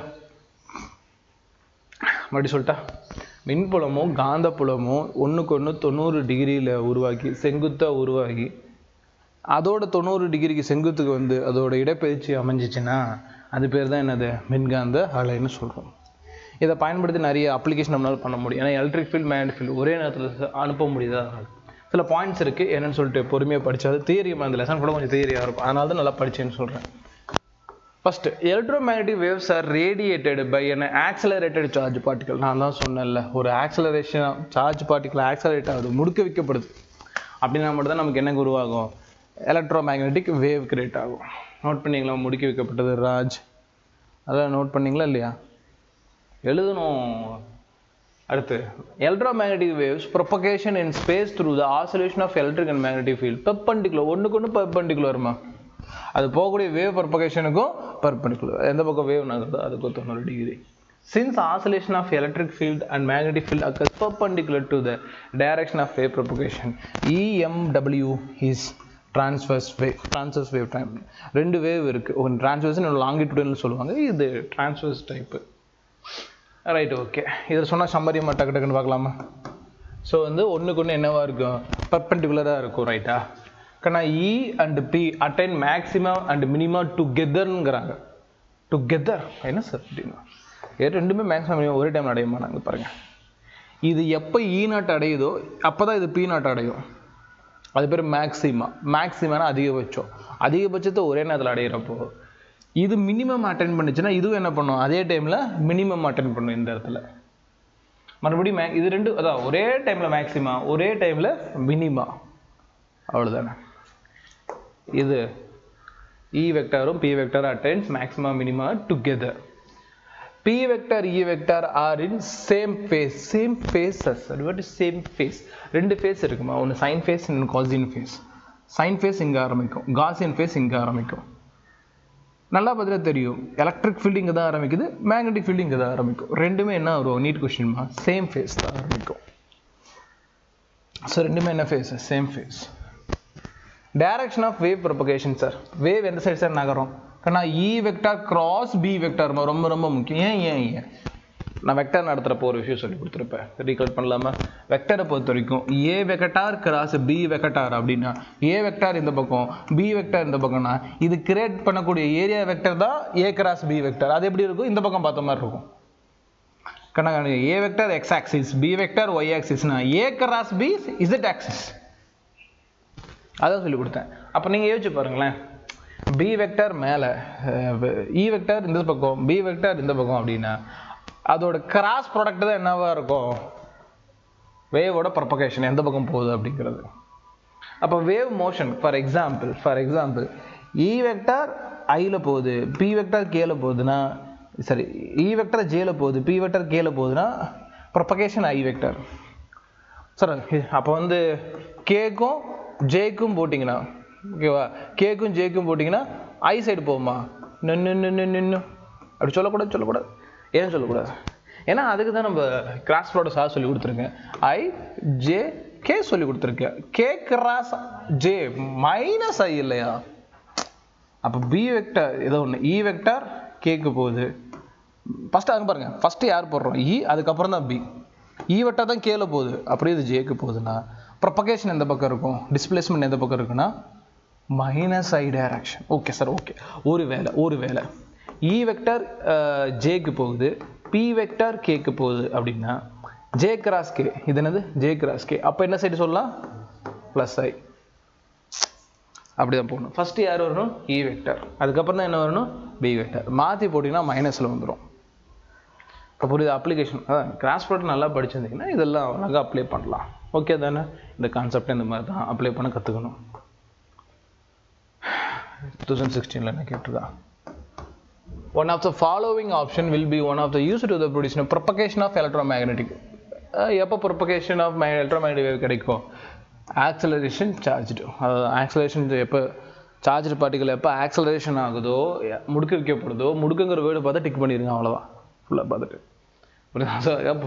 ஃபுல்லாக பாருங்கள், ஏதாவது கிறுக்கல் தனம் பண்ணியிருப்பான். ஸோ ஆக்சலரேஷன் வேர்டு தான் டிக் பண்ணிட்டு வந்துருங்க, அவ்வளோதான். But the velocity of electromagnetic wave, அந்த வேவ் எப்படி சொல்லுவோம்? ஃபஸ்ட்டு இ வெக்டார், அதுக்கப்புறம் தான் B vector. B vector E vector கிடையாது. இபி பில்லுன்னு ஞாபகம் வச்சுக்கலாம். இபியில் பில்லு வரும், இபி பில்லுன்னு ஞாபகம் வச்சுக்கோங்க. ஸோ இபி அதுக்கப்புறம் தான் வரணும். அடுத்து வந்து பார்த்தீங்கன்னா கேட்டிருக்கான் பாருங்கள், கிளவராக கேட்டிருக்கான். The electric and magnetic field associated with the EM wave propagation plus z axis. Propagation கொடுத்துட்டான் சார், ஆனால் ப்ரொபகேஷன் இருந்தாலே போதும் கண்டுபிடிச்சிடலாம். ப்ளஸ் இசட் டைரக்ஷன், அப்போ plus K direction. I J K plus K எப்போ வரும்? ஐ கிராஸ் ஜே. அப்போ இது என்னது? இ கிராஸ் பி. அப்போ ஐ என்ன டைரக்ஷன்? சாரி இ என்ன டைரக்ஷன்? ஐ. பி என்ன டைரக்ஷன்? ஜே. இ என்ன டைரக்ஷன்? ஐ. பி என்ன டைரக்ஷன்? ஜே. மறுபடியும் சொல்கிறேன், கொஸ்டின் பேப்பரில் ப்ரொபகேஷன் டைரக்ஷன் கொடுத்துருக்கேன். Plus Z. ப்ளஸ் இசட் என்ன சொல்லுவோம்? ப்ளஸ் கேன்னு சொல்லலாமா? ப்ளஸ் கே எப்போ கிரியேட் ஆகும்? ஐ கிராஸ் ஜே. அப்போ முடிஞ்சா கொஸ்டின் அவங்க ஃபார் எக்ஸாம்பிள் நீங்கள் சொல்லுங்கள் பார்ப்போம். ப்ரொபகேஷன் வந்து மைனஸ் ஜே டைரக்ஷனில் இருந்துச்சுன்னா இ வெக்டாரும் பி வெக்டார் என்ன டைரக்ஷனில் இருக்கும்?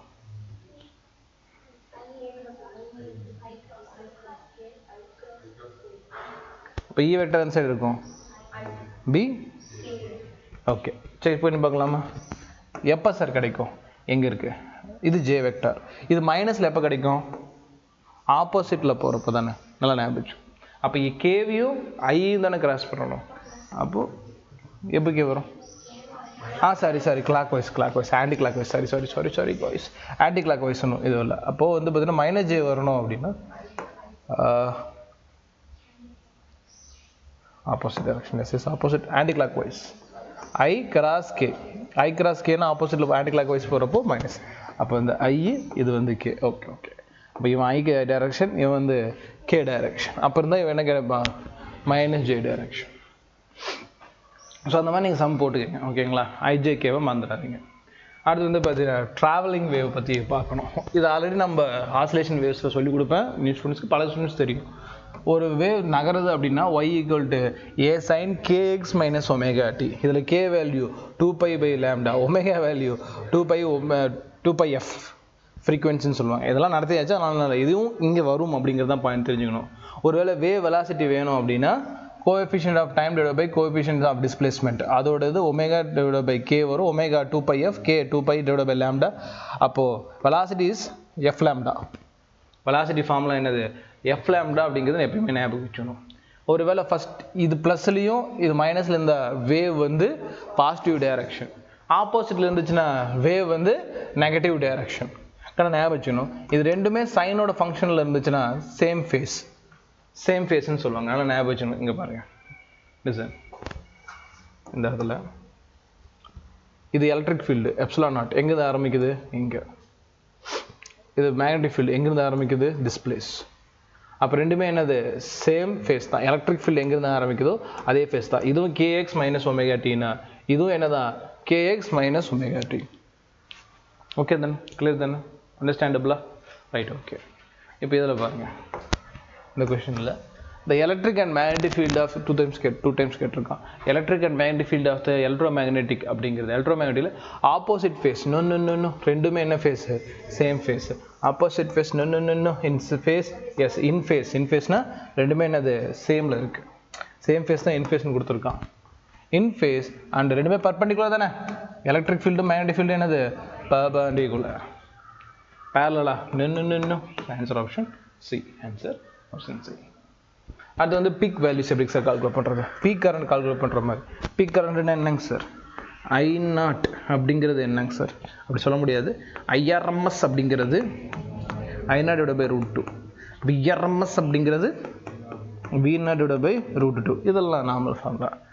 அதே மாதிரி ε0 P0 உங்களுக்கு தெரியும். ஒரு வேவோட அதிகபட்ச லென்த்து E0. அது கிரியேட் ஆகிறப்போ அதுக்கு 90 டிகிரியில் B0 கிரியேட் ஆகும். சார் ரெண்டையும் டிவைட் பண்ணுறேன். டிவைட் பண்ணால் அதெல்லாம் ஸ்பீட் ஆஃப் த வேவ். ஒரு வேளை ஃப்ரீ ஃபேஸில் இருந்துச்சு அப்படின்னா லைட்டு அளவுக்கு வேகமாக வரும். லைட்டே அதுதான். சூரிய வெளிச்சம் வருது பார்த்தீங்களா? அதுக்கு வந்து பார்த்தீங்கன்னா எந்த வகையான தடையும் கிடையாது, ரொம்ப வேகமாக வரும். அப்போ E0/P0 வேல்யூ சின்னு சொல்லுவாங்க லைட்டுக்கு. ஃப்ரீ ஃபேஸில் யார் இருப்பாங்க? ஃப்ரீ ஃபேஸில் இருக்கக்கூடிய ஒரு ஆள் லைட்டை பற்றி பேசுறது. லைட் இல்லைன்னா வேறு ஏதோ பார்ட்டிகல், வேறு ஏதோ இப்போ வேவ் பற்றி பேசுகிறோம். நான் ஒரு சிக்னல் இங்கேருந்து அங்கேருந்து அனுப்புகிறேன். அப்போ அதுக்கு வந்து ஸ்பீடு V = E0/P0 மேலே EB. இதுவும் ஞாபகம் வச்சுக்கணும். இதுவும் மாற்றி போட்டுற அதிகமாக தப்பாக போயிடும். கரெக்டாக ஞாபகம் வச்சுக்கோங்க. எப்பயுமே எலக்ட்ரிக் ஃபீல்டு வந்து பார்த்தீங்கன்னா, லிசன், இது அந்தளவுக்கு அப்ளிகபிள் ஆகாது. பட் எலக்ட்ரிக் ஃபீல்டு டாமினண்ட் ஆகிறப்போ எலக்ட்ரோமேக்னெட்டிக் வேவ் கிரியேட் ஆகும். ஏன்னா ஃபஸ்ட்டு கிரியேட் ஆகக்கூடிய ஃபீல்டு எலக்ட்ரிக் ஃபீல்டு தான். அதோட தொடர்ச்சியாக தான் மேக்னெட்டிக் ஃபீல்டு கிரியேட் ஆகும். ஓகேங்களா? இது எப்பயுமே ஞாபகம் வச்சுக்கணும். எலக்ட்ரிக் ஃபீல்டு மூலம் தான் மேக்னெட்டிக் ஃபீல்டு கிரியேட் ஆகும். ஏன்னா நம்மளால் கரண்ட் தான் உற்பத்தி பண்ண முடியும். அதனால் இந்த கண்டிஷன் எப்பயுமே ஞாபகம் வச்சுக்கணும். பீக் வேல்யூவில் எப்பயுமே ε0 வேல்யூ பெருசாக இருக்கும். அதனால தான் அது மேலே வர மாதிரியும் இது கீழே வச்சுருக்காங்க. இது டினாமினேட்டரில் இருக்கிறதுக்கு காரணம் இந்த மாதிரி. ஓகேங்களா? மற்றபடி இது ரெண்டும் சேம் டைமில் அட்டன் ஆகுதுனால ஈக்குவல் வேல்யூ தான். Speed of the wave in that மீடியமில் இருக்கப்போ V = ε0/d. ஏர் ஸ்பேஸ் வெற்றிடத்தில் இருக்கிறப்போ C = E0/P0. நல்லா ஞாபகம் வச்சு இதுதான் பீக் வேல்யூஸ். ரைட், இதை வச்சுலாம் நீங்கள் சம் போட்டலாம்னு நினைக்கிறேன். 2017 கேட்ட கொஸ்டின் பாருங்கள். Electromagnetic wave in free space root mean square value of the electric field ERMS கொடுத்துட்டான் 6 volt / the peak value of magnetic field. நம்ம அவன் கேட்குது மேக்னெட்டிக் ஃபீல்டு என்னது? B0 கேட்குறான். நமக்கு C வேல்யூ தெரியும். ஆனால் இது எது கால்குலேட் பண்ணுறாங்கன்னா ஃப்ரீ ஃபேஸில் கால்குலேட் பண்ணுறாங்க. ஃப்ரீ ஃபேஸில் என்ன ஃபார்முலா? E0/P0. P0 ஆஸ்கிடுமா? இதோட வேல்யூ எனக்கு தெரியணுமா? Speed of the light 3 × 10⁻8. இதோட வேல்யூ தெரியும். அப்போ E0 கண்டுபிடிச்சா போதுமா? ஃபைனலாக புரிஞ்சுக்கணும். அப்போ E0 கண்டுபிடிக்கணும். அப்போ E0க்கு என்ன சார் ஃபார்முலா இருக்குது அப்படின்னு கேட்டிங்கன்னா ERMS = E0/√2. VRMS V0/√2. IRMS அதான் VRMS ERMS முடிஞ்சு போச்சு. VRMS ERMS ஒன்று தான், நடத்தவங்களுக்கு தெரியும். ERMS = E0/√2. நமக்கு E0 தானே தேவை. E0 = ERMS அதான் கொடுத்துருங்க. ERMS 6 volt. அப்போ 6√2 E0. அப்போ 6√2 இந்த இடத்துல போட்டு கரெக்டாக கேன்சல் பண்ணிங்கன்னா உங்களுக்கு என்ன கிடைக்குது? அரௌண்ட் 2.83 × 10⁻8 டெஸ்லா கிடைக்குது. ஓகே தானே? பாயிண்ட் புரிஞ்சுங்க. அவன் என்ன கேட்டிருக்கானா, மேக்னெட்டிக் ஃபீல்டோட பீக் வேல்யூ கேட்டானா எலக்ட்ரிக் ஃபீல்டோட பீக் வேல்யூ கண்டுபிடிக்கிறதுக்கு ஐடியா கொடுத்துருக்கான்னு அர்த்தம். சம் சால்வ் பண்ணுறது தான் கொடுக்குறது. சால்வ் பண்ணக்கூடாதுன்னெல்லாம் கொடுக்க மாட்டான். ஃபார்முலாஸ் ஃபர்ஸ்ட் நல்லா ஞாபகம் வச்சுக்கணும். கரெக்டாக கவனிமா, டைம் இல்லை, முடிக்க வேண்டியது நிறையா இருக்குது. இன்னும் ஒரு 6 மணி நேரத்தில் முடிக்கணும். கவனிங்க, the wavelength of light frequency is 100 Hz. இந்த மாதிரி என்ன கொடுத்துருக்காங்க, லாம்டா கொடுத்துட்டான். எவ்வளோ கொடுத்துட்டான், 100 Hz சார் கொடுத்துட்டாங்க. நோ ஃப்ரீக்வன்சி கொடுத்துட்டான். ஃப்ரீக்வன்சி எவ்வளோ, 100 Hz. லைட்டை பற்றி பேசியிருக்கா. ஸோ தட் நம்ம என்ன சார் எடுத்துக்கலாம்னா C equal to F lambda. எஃபோட வேல்யூ தெரியும், இதோட வேல்யூ தெரியும். அப்போ லாம்டா வேல்யூ கண்டுபிடிச்சிடலாமா, அவ்வளோதானே. ஸோ சியோட வேல்யூ 3 × 10⁻8, ஃப்ரீக்வன்சி 100, கேன்சல் பண்ணால் சம்திங் நமக்கு வந்து பார்த்தீங்கன்னா கிடைக்குது. ஸோ பார்த்துக்கங்க, ஃபார்முலாஸ் நல்லா ஞாபகம் வச்சுங்க. இதெல்லாம் சப்ஸ்டிடியூஷன் ஒன்லி. இது ஆல்ரெடி நம்ம பார்த்துருப்போம், ஆப்டிக்ஸ்லேயே பார்த்துருப்போம். பட் இன்னொரு டைம் நான் சொல்லி கொடுத்துட்றேன். இங்கேயும் அப்ளிகபிள் ஆகும். பெர்மியபிலிட்டி அண்ட் பெர்மிட்டிவிட்டி, விடுதிறன் உட்புகுத்திறன் சொல்லுவாங்க. ஓகேங்களா. விடுதிறன் வந்து எப்சிலான், உட்புகுத்திறன் வந்து மியூ. ஞாபகம் வச்சுக்கணும். செகண்ட் கவனிங்க, ஏர் வேக்கமில் ஆடி சார் சொல்லி கொடுத்தது தான். C equal to 1/μ0 ε0. அதர் மீடியத்தில் V equal to 1/μr εr.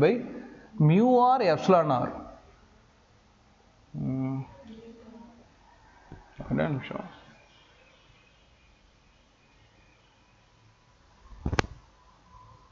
இல்லையே μ0 εr வராது. மீடியத்தை பொறுத்த வரைக்கும் இது ரிலேட்டிவ் பெர்மிட்டிவாக போடும்.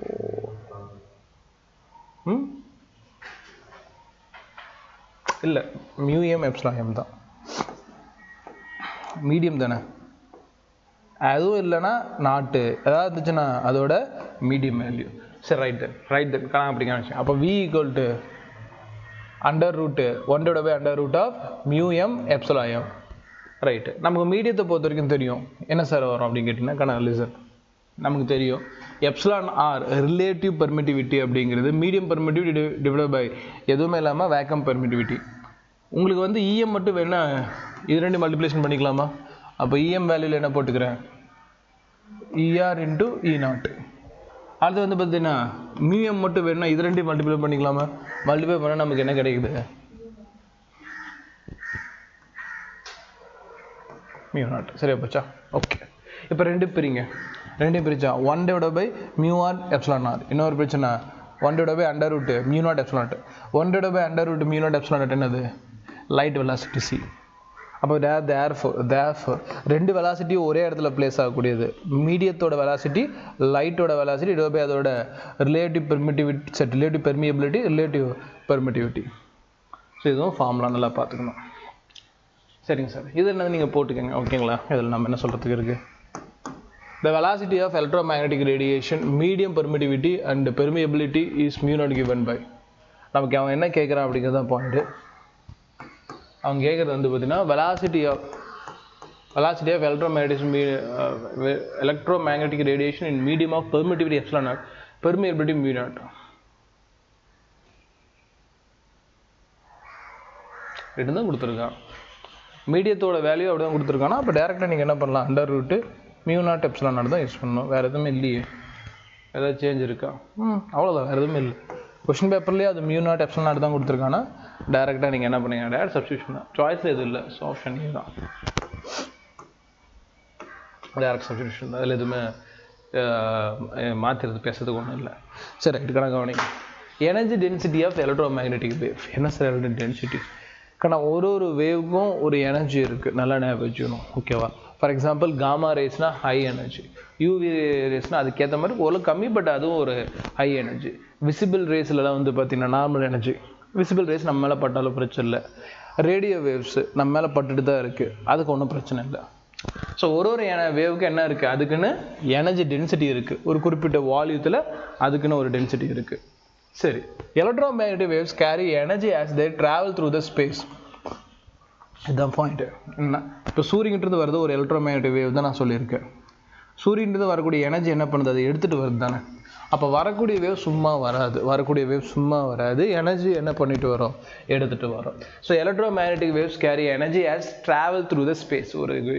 ஒரு குறிப்பிட்ட விண்வெளி பாதையில் எடுத்துகிட்டு வரும். This energy is contain oscillating of electric magnetic field. வரப்போ ஒரு பக்கம் எலக்ட்ரிக் ஃபீல்டு, இன்னொரு பக்கம் மேக்னெட்டிக் ஃபீல்டு கிரியேட் பண்ணிகிட்டே வரும். Equal amount of energy is contributed by the electric and magnetic field. அதான் சொல்கிறாங்க, ஒரு பக்கம் எலக்ட்ரிக் ஃபீல்டு உருவாகுது, இன்னொரு பக்கம் மேக்னெட்டிக் ஃபீல்டு உருவாகுதுன்னா ரெண்டு பேரும் கிரியேட் பண்ணக்கூடிய எனர்ஜி ஈக்குவலாக தான் இருக்கும். சரி, ரைட், ஓகே. இது டேரெக்டாக ஃபார்முலா சப்ஸ்டியூஷன் தான். No more derivation, direct formula substitution. கணக்கு கவனிங்க. இது எனர்ஜி. யாரால எனர்ஜி? எலக்ட்ரிக் ஃபீல்டில் எனர்ஜி. இது எனர்ஜி. யாரால எனர்ஜி? Magnetic field energy. ஒரு பெரிய வேவ் இருக்குது, எலக்ட்ரோமேக்னெட்டிக் வேவ் இருக்குது அப்படின்னா இது டோட்டலாக கால்குலேட் பண்ணுறேன். ஆவரேஜாக எவ்வளோ எனர்ஜி அப்படி பார்த்தோம்னா இதோட formula 1/4 epsilon naught mu naught square, E naught square, 1/4 epsilon naught E naught square. இதுவே மேக்னெட்டிக் ஃபீல்டு சார் கால்குலேட் பண்ணனா 1/4 B naught square divided by mu naught. இதெல்லாம் எங்கேயோ பார்த்த மாதிரியே இருக்கும். ஓகேங்களா? டெரிவேஷன் போனால் கரெக்டாக புரியும், பட் டெரிவேஷன் தேவையில்லை, டைரெக்டாக நமக்கு சப்ஸ்டிடியூஷன் தான். அப்போது என்ன சார் சொல்ல வரேன் அப்படின்னு கேட்டிங்கன்னா, ஆசிலேட் ஆகி வருது, மேலே கீழேன்னு வரதுனால இது ஆசிலேஷன் சொல்லுவாங்க.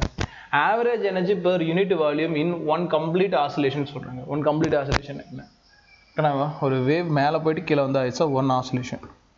இந்த ஒன் ஆசிலேஷனில் எவ்வளோ எனர்ஜி இருக்குது, ஆவரேஜாக எவ்வளோ எனர்ஜி இருக்குது அப்படிங்கிறதுக்கான ஃபார்முலா ஞாபகம் வச்சுக்கணும். சரிங்க சார், ஓகே. சம்டைம் இல்லை, அதான் ஒன்று. ஒரு EMWவில் எலக்ட்ரோமேக்னெட்டிக் வேவில் எலக்ட்ரிக் ஃபீல்டுனால எவ்வளோ எனர்ஜி கான்ட்ரிபியூட் பண்ணதோ ஆவரேஜாக, அதே தான் என்னது மேக்னெட்டிக் ஃபீல்டுக்கும் கிடைக்கும் அப்படிங்கிறது point. So the total energy எவ்வளோ சார்? டோட்டல் எனர்ஜி எவ்வளோ? எலக்ட்ரிக் ஃபீல்டுனால எவ்வளோ எனர்ஜி, மேக்னெட்டிக் ஃபீல்டுனால எவ்வளோ எனர்ஜி? எலக்ட்ரிக் ஃபீல்டுனால போட்டுக்கங்க, ஓகேங்களா? அதை நான் போடல, நீங்கள் போட்டுக்கங்க, ஒரு பிரச்சனை கிடையாது. ரெண்டுமே ஈக்குவல் தானே? அப்போ இந்த இடத்துல UEன்னு போட்டால் 2 டைம் UE, இல்லை இந்த இடத்துல UBன்னு போட்டால் 2 டைம் UB. இதை 2 டைம் பெருக்குன்னா என்னது? 1/4 epsilon naught E naught square. இதுவும் என்னது? டோட்டல் எனர்ஜி தான். இதை 2 டைம் மல்டிப்ளை பண்ணால் 1/2, இங்கே 1/4 வரும். இன்ட்டு 2 போட்டால் என்னது? 2 கேன்சல், 2ம் 4ம் கேன்சல், பேலன்ஸ் என்ன ஆகும்? 2 இருக்கும். 1/2 B naught square mu not. இது என்னது? இதுவும் டோட்டல் எனர்ஜி தான். கொஸ்டின் பேப்பரில் என்ன இருக்குன்னு பார்த்து நம்ம போடுறது. டோட்டல் எனர்ஜி வந்து எலக்ட்ரிக் ஃபீல்ட் ரிலேட்டடாக இருந்தால் இந்த ஃபார்முலா யூஸ் பண்ணுறோம், மேக்னெட்டிக் ஃபீல்ட் ரிலேட்டடாக இருந்தால் இந்த ஃபார்முலா யூஸ் பண்ணுறோம். அப்போது total energy which is equal 2 form இருக்குது. என்னென்ன?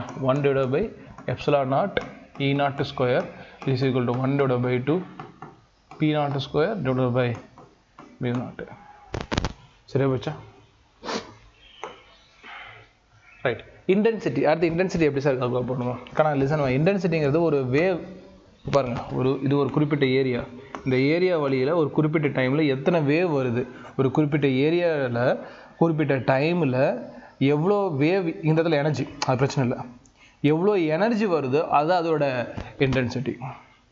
அப்போ ஃபார்முலா என்னென்னா U/A/T.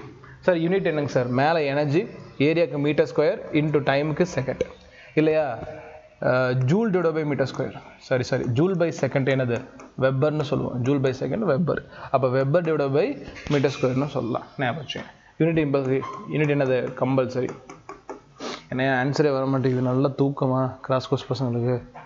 அவங்களாவது சொல்லிட்டு நீங்கள் எதுவுமே சொல்ல மாட்டேங்கிறீங்க.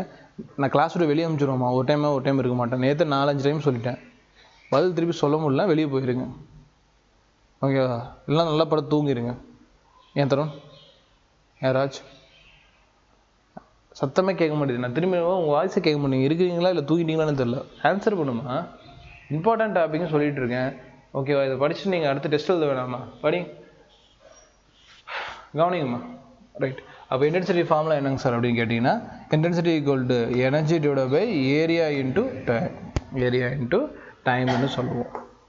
அடுத்தது அதுதான், நீங்கள் இன்டென்சிட்டி கால்குலேட் பண்ண ஆசைப்பட்டீங்கன்னா இந்த ஃபார்முலா அப்ளை ஆகும். எப்படி சார்னா நீங்கள் போட்டு கேட்கம்மா, I ஈக்குவல் டு என்னது? Energy divide by area into time. எனர்ஜிக்கு ஃபார்முலா உங்களுக்கு சொல்லி கொடுத்துட்டேன். அந்த எனர்ஜி போட்டு 1/2 epsilon naught E square into C மட்டும் வரும், ஓகேங்களா? நீங்கள் போட்டு பாருங்கள், இல்லை டெரிவேஷன் நடத்தலை, டேரெக்டாக ஃபார்முலாவே போயிடலாம். ஸோ ஒரு எலக்ட்ரோ மேக்னெட்டிக் வேவுக்கு exact intensity formula 1/2 epsilon naught E naught square into C. ஞாபகம் வச்சுக்கணும். அடுத்தது relation between power and intensity. டேரெக்டாக போயிடலாம். பவர் இன்டென்சிட்டின்னு என்ன சார்? ஒரு குறிப்பிட்ட ஏரியாவில் எவ்வளோ பவர் கிரியேட் ஆகுதோ அதுவும் இன்டென்சிட்டி தான், ஓகேங்களா? பவர் எவ்வளோ கிரியேட் ஆகுதோ அது இன்டென்சிட்டி தான். ஞாபகம் வச்சுக்கணும். ஏன்னா energy particular time power. So intensity equal to P divide by A. ஆனால் இதில் பாருங்கள், ரெண்டு ரிலேஷன் கூட ஸ்டார்ட் தெரிஞ்சுட்டா போகுது. Intensity is indirectly proportional to 1/2 R square. Intensity is direct centrally proportional 1/2 வெறும் R. ஆனால் யாருக்குன்னா ஒரு பாயிண்ட் சோர்ஸில் டிவிஷனில் R ஸ்கொயர் வரும், ஒரு லீனியர் சோர்ஸில் R வரும். என்ன சார்னா கணக்காணி பாயிண்ட் சோர்ஸ்னால் என்ன சார்? இப்போ உதாரணத்துக்கு இதுதான் சூரியன்னா, இதிலேருந்து இப்படி வேவ்ஸ் வருது, இந்த இடத்துல வந்து பார்த்தீங்கன்னா நீங்கள் எனர்ஜி கால்குலேட் பண்ணுறீங்கன்னா இங்கிருந்து இது வரைக்கும் டிஸ்டன்ஸு டிஸ்டன்ஸ். இந்த சோர்ஸ் பாயிண்ட் சோர்ஸ். இப்போ ஒரு டியூப் லைட் இருக்குது. இந்த டியூப் லைட்லேருந்து எல்லா சைடும் என்ன வரும், லைட் வருது அப்படின்னா இது வந்து லீனியர் சோர்ஸ். இங்கிருந்து இது வரைக்கும் டிஸ்டன்ஸு டிஸ்டன்ஸு. அப்போ இந்த இடத்துல இன்டென்சிட்டி கால்குலேட் பண்ணிங்கன்னா for point source I indirectly proportional to 1/r². இதுவே வந்து பார்த்தீங்கன்னா for linear source I indirectly proportional to 1/, வெறும் r தான். பாயிண்ட் புரியுதா இல்லையா?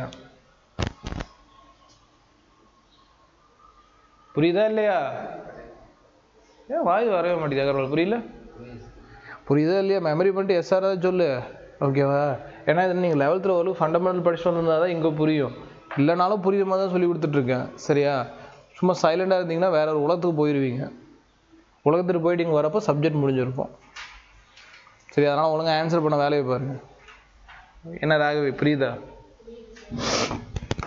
அப்புறம் ஏன்னா உங்கள் வாய்ஸும் கேட்க மாட்டேங்குதுங்களா? தூக்கமா? கவனிங்கம்மா. திரும்பி நிற்கிறப்ப நீங்கள் என்ன பேசுகிறீங்க அதுதான் என் வாய்ஸில் கேட்கும். கவனிம்மா. ஸோ அப்போ வந்து பார்த்தீங்கன்னா பாயிண்ட் சோர்ஸ் என்னது? Intensity is intensity proportional to 1/r². Intensity intensity proportional to 1/, வெறும் r. ஞாபகம். அடுத்து வந்து என்ன sir? Momentum of the EMW sorry அப்படின்னா என்னங்க சார் அப்படின்னா மொமெண்டம், உந்தம்னு சொல்லுவாங்க. ஒன்றும் இல்லைம்மா, எவ்வளோ எனர்ஜி என்ன ஸ்பீடில் போயிட்டுருக்கு அப்படிங்கிறது. அப்போ டேரெக்டாக மொமெண்டம், ஆனால் இது பவர் இல்லாமல் momentum which is equal to U/c. Formula தான் டேரெக்டாக மெமரி பண்ணிக்கணும். நோ மோர் எக்ஸ்ப்ளனேஷன், டேரெக்டாக நம்ம இதை பார்த்து தான் ஆகணும். So momentum which is equal to U/c. Momentum equal to U/c ஞாபகம். சரி, ரைட்டுண்ணா. அடுத்தது ரெண்டு மீடியத்தில் நம்ம மொமெண்டம் கால்குலேட் பண்ணணும். ஒன்று ரிஃப்ளெக்டிங் சர்ஃபேஸ், இன்னொன்று நான் ரிஃப்ளெக்டிங் சர்ஃபேஸ். ரிஃப்ளெக்டிங் சர்ஃபேஸ்னால் என்னங்க சார் அப்படின்னு கேட்டிங்கன்னா, லிசன்மா, இப்போ ஒரு மொமெண்டம் வேவ் இங்கே போய் படுது. ஒரு வந்து பார்த்தீங்கன்னா ஒரு சர்ஃபேஸ் இருக்குது. இந்த சர்ஃபேஸ் என்னென்னா பட்டு திருப்பி எதிரொலிக்கக்கூடிய வேவ் அப்படிங்கிற ஒரு விஷயம் இருக்கு இல்லையா, அதை நம்ம பார்க்கணும். இந்த மொமெண்டம் வந்து பார்த்திங்கன்னா மேலே போய் இந்த சர்ஃபேஸ் மேலே படுது. இந்த மொமெண்டம் வந்து என்ன பண்ணுது, மேலே போய் ஒரு சர்ஃபேஸ் மேலே படுது அப்படின்னா ஞாபகம் வச்சுக்கணும். இப்படி போய் சர்ஃபேஸில் பட்டு அகைன் என்ன ஆகுது, ரிஃப்ளெக்ட் ஆகுது. அப்போ இதுக்கு பேர் P, இதுக்கு பேர் -P. அப்போ என்னங்க சார் சேஞ்ச் இன் மொமெண்டம்னா, இது நான் ஆல்ரெடி சொல்லிக் கொடுப்பேன். நீ ஒர்க் எனர்ஜி பவர் கிராஸ்க்கு சொல்லிக் கொடுப்பேன். சேஞ்ச் இன் மொமெண்டம் அப்படிங்கிறது final momentum, initial momentum. Final momentum -P, minus போட்டு இனிஷியல் மொமெண்டம் +P. அப்போது ஆட் பண்ணால் -2P. பட் மாடுலஸ் எடுத்தால் வெறும் 2P. மாடுலஸ் எடுத்தால் வெறும் 2P. ஆனால் அடுத்து டக்குன்னு கவனிங்க, ஆவரேஜ் ஃபோர்ஸ் ஆவரேஜ்னு சொல்லுவாங்க. ஏர்ஸுக்கு நேற்று தேர்டில் நடத்துகிறப்ப சொல்லியிருப்பேன், செகண்டில் நடத்துகிறப்ப சொல்லியிருப்பேன். Force is nothing but change in momentum divided by time taken. Change in momentum இந்த இடத்துல என்னங்க சார், 2P. மொமெண்டத்துக்கு என்ன ஃபார்முலா இருக்குது, U/c.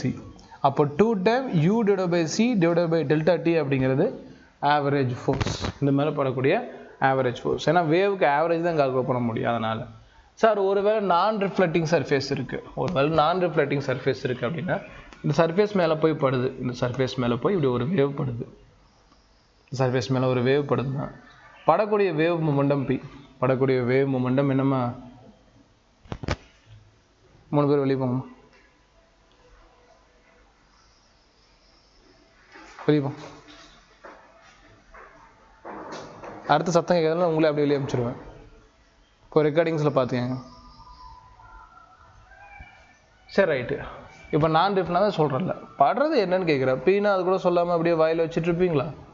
அடுத்து யார் வெளியே போனால் அமுச்சு விட்டு போயிட்டே இருப்பேன். நீங்கள் வெளியே உட்காந்து பார்த்து ரெக்கார்டிங்ஸ் பார்த்து கற்றுக்கங்க. எப்படியா இருந்தாலும் இதை யூடியூப்பில் போடுவேன். நான் ரிஃப்ளெக்டிங் சர்ஃபேஸ் அப்படின்னு என்னங்க சார், இந்த இடத்துல வந்து இந்த இடம் வந்து பார்த்தீங்கன்னா ரிஃப்ளெக்ட் ஆகலை. அப்போ ரிஃப்ளெக்ட் ஆகாமல் இந்த இடத்துல படக்கூடிய வேல்யூ P. ஸோ அப்போ இனிஷியல் மொமெண்டம் என்னது, P. Final momentum 0. ஏன் சார் ஃபைனல் மொமெண்டம் 0 அப்படிங்கிறார்? திருப்பி போகிறதுக்கு எதுவுமே இல்லை. திருப்பி போகிறதுக்கு நமக்கு என்னது, எந்த வகையான மொமெண்டமே இல்லை. ஸோ அப்போ எந்த வகையான மொமெண்டம் இல்லைன்னா சார் என்ன சார் பண்ணணும் அப்படின்னு கேட்டிங்கன்னா, சேஞ்ச் இன் மொமெண்டம் வெறும் ஒரே ஒரு P தான். Pக்கு ஃபார்முலா U/c. ஃபோர்ஸுக்கு ஃபார்முலா ΔP/Δt. இப்போ மொமெண்டத்துக்கு ஃபார்முலா U/c. அப்போ டிவைட் பை என்னது, Δt. அப்போ ஆவரேஜ் ஃபோர்ஸுக்கு ஃபார்முலா U/c/Δt. அப்போ அதுக்கப்புறம் மேலே ரெசிபிகள் கொண்டு போய்க்கோங்க, அது உங்களோட வேலை. அது வந்து உங்களோட வேலை. இது ட்ரை பண்ணுங்க பார்ப்போம்.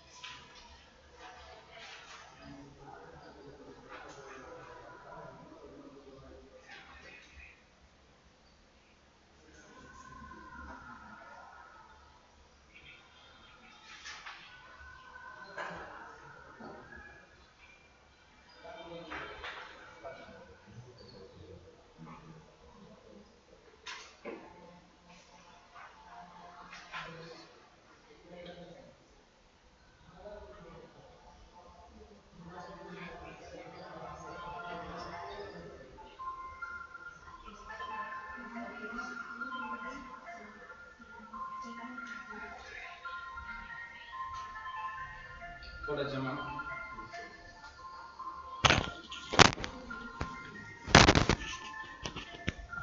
radiation of energy falls normally on the perfectly reflecting surface. Perfectly reflecting surface. பட்டுட்டு என்ன அப்போ ரிஃப்ளெக்ட் ஆகும். The momentum. டேரக்டாக மொமெண்டம் தானே கேட்குறாப்புல. மொமெண்டம் கேட்குறாப்புல. Momentum the momentum transfer to the surface. அதான் எவ்வளோ ட்ரான்ஸ்ஃபர் ஆகுது அப்படின்னு தெரிஞ்சுது. மொமெண்டத்துக்கு ஃபார்முலா u/c. பட் இந்த இடத்துல என்ன ஆகும், பட்டுட்டு ரிட்டர்ன் ஆகுறதுனால 2u/c.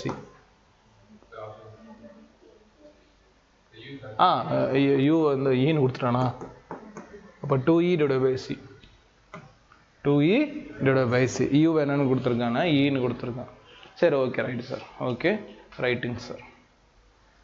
அப்போ அடுத்தது இது ட்ரை பண்ணுங்க பார்ப்போம். பயப்படாமல் ட்ரை பண்ணுங்க. Light with energy flux. அவன் எனர்ஜி ஃப்ளக்ஸுங்கிறானா ஒன்றும் பயப்பட தேவையில்லை. Energy flux Weber/m². Weber/m². அப்போ எனர்ஜி ஃப்ளக்ஸு Weber/m² என்னது? அப்போ இன்டென்சிட்டி ரிலேட்டடாக சொல்கிறேன். I ரிலேட்டடாக சம்திங் ஒரு விஷயத்தை கொடுத்துருக்கேன்னு வச்சுக்கலாம். Falls on the perfectly reflecting surface at normal incident. The surface area is 50. இது ஏ கொடுத்துட்டான். And the average force exerted on the surface. அவன் ஆவரேஜ் ஃபோர்ஸ் கேட்குறாப்புல. ஆவரேஜ் ஃபோர்ஸ் கேட்குறாப்புல. எல்லாத்தையும் கம்பைன் பண்ண சொல்லிட்டான். Average force for reflecting surface. Reflecting surface தானே? Perfectly reflecting என்னது? 2u/c/ respective time. ஆனால் நல்லா கவனிச்சு பாருங்க. இந்த இடத்துல அவன் ஐ வேல்யூ கொடுத்துருக்கான். ஐக்கு நம்ம என்ன ஃபார்முலா பார்த்துருந்தோம் அப்படிங்கிறத யோசிச்சு பாருங்க. ஐக்கும் இந்த ரிலேஷன்ஷிப்புக்கும் என்னென்னு பிடிச்சா வேலை முடிஞ்சிச்சு. என்ன சார் அப்படின்னு கேட்டிங்கன்னா, இங்கே பாருங்கள், இங்கே பாருங்கள். ஐக்கு என்ன கொடுத்துருந்தோம்? u/at. ஓகேங்களா? ஐன்னு சொன்னாலும் ஓகே, எஸ்ன்னு சொன்னாலும் ஓகே, அது பிரச்சனை இல்லை. கொஸ்டின் பேப்பரில் எனக்கு ஆவரேஜ் ஃபோர்ஸில் என்ன இருக்குது? u இருக்குது. அப்போ யூவை தூக்கணும் அப்படின்னா இந்த பக்கம் மல்டிப்ளிகேஷன் போனால் s/a/t. எஸ்னா ஒன்றும் இன்டென்சிட்டி தாம்மா. I/at சொன்னாலும் ஓகே. யூ வேல்யூ கண்டுபிடிச்சாச்சா? ரைட்டு. அப்புறம் நீங்கள் என்ன பண்ணணும்? யூங்கிற இடத்துல SAT which mean IAT apply பண்ணிக்கிறீங்க. ஓகே, ரைட்டா? ரைட்டு. இந்த இடத்துல டைம் என்னது? கேன்சல். சேஞ்ச் இன் டைம் அது பிரச்சனை இல்லை, கேன்சல். மீது என்ன கிடையாது? 2 டைம் SAT. கொஸ்டின் பேப்பரில் எஸ் தான் இன்டென்சிட்டி வேல்யூ கொடுத்துட்டான். எவ்வளோ கொடுத்துருந்தான்? சம்திங் இந்த வேல்யூ கொடுத்துருந்தான். ஏரியா வேல்யூ கொடுத்துருக்கானா? எஸ் கொடுத்துருக்கான். லைட் வெலாசிட்டி நான் கண்டுபிடிச்சி போடுறது தான். ஸோ இந்த மாதிரி ஃபார்முலா நீங்கள் என்ன பண்ணிக்கோங்க, மாற்றி சப்ஸ்டிட் பண்ணி ஆன்சர் பண்ணிக்கோங்க. ரைட்டா? கிளியர்? அவ்வளோதான்.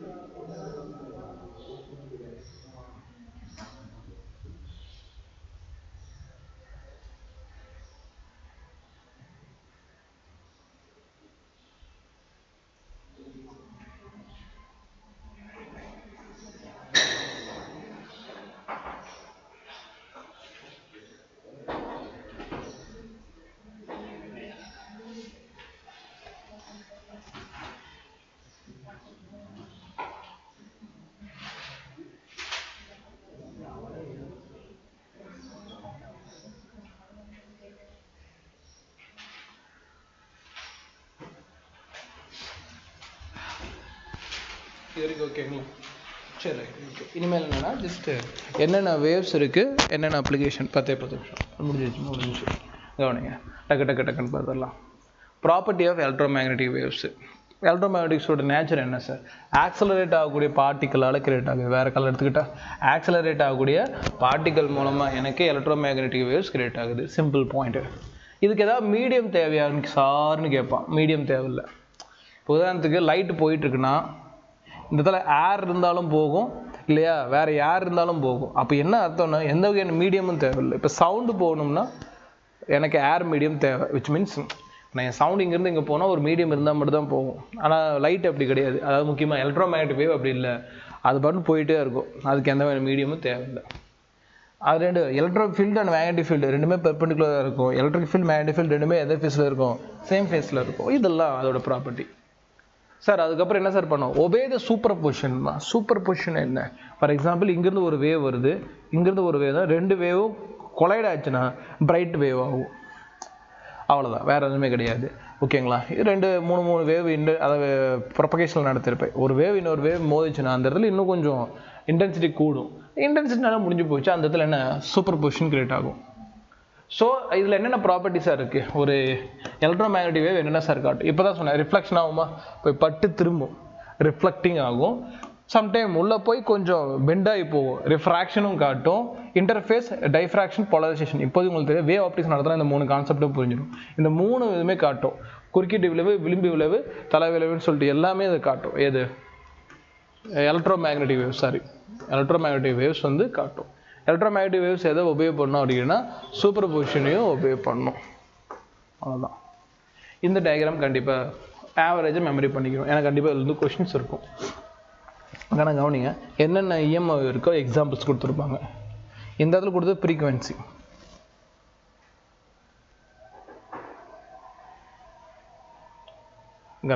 கவனிங்க, இதெல்லாம் ஃப்ரீக்குவென்சிமா, ஃப்ரீக்குவென்சி எஃப் 10⁻+23 ஃப்ரீக்குவென்சி. இது வந்து வெறும் 10ங்கிற ஃப்ரீக்குவென்சி.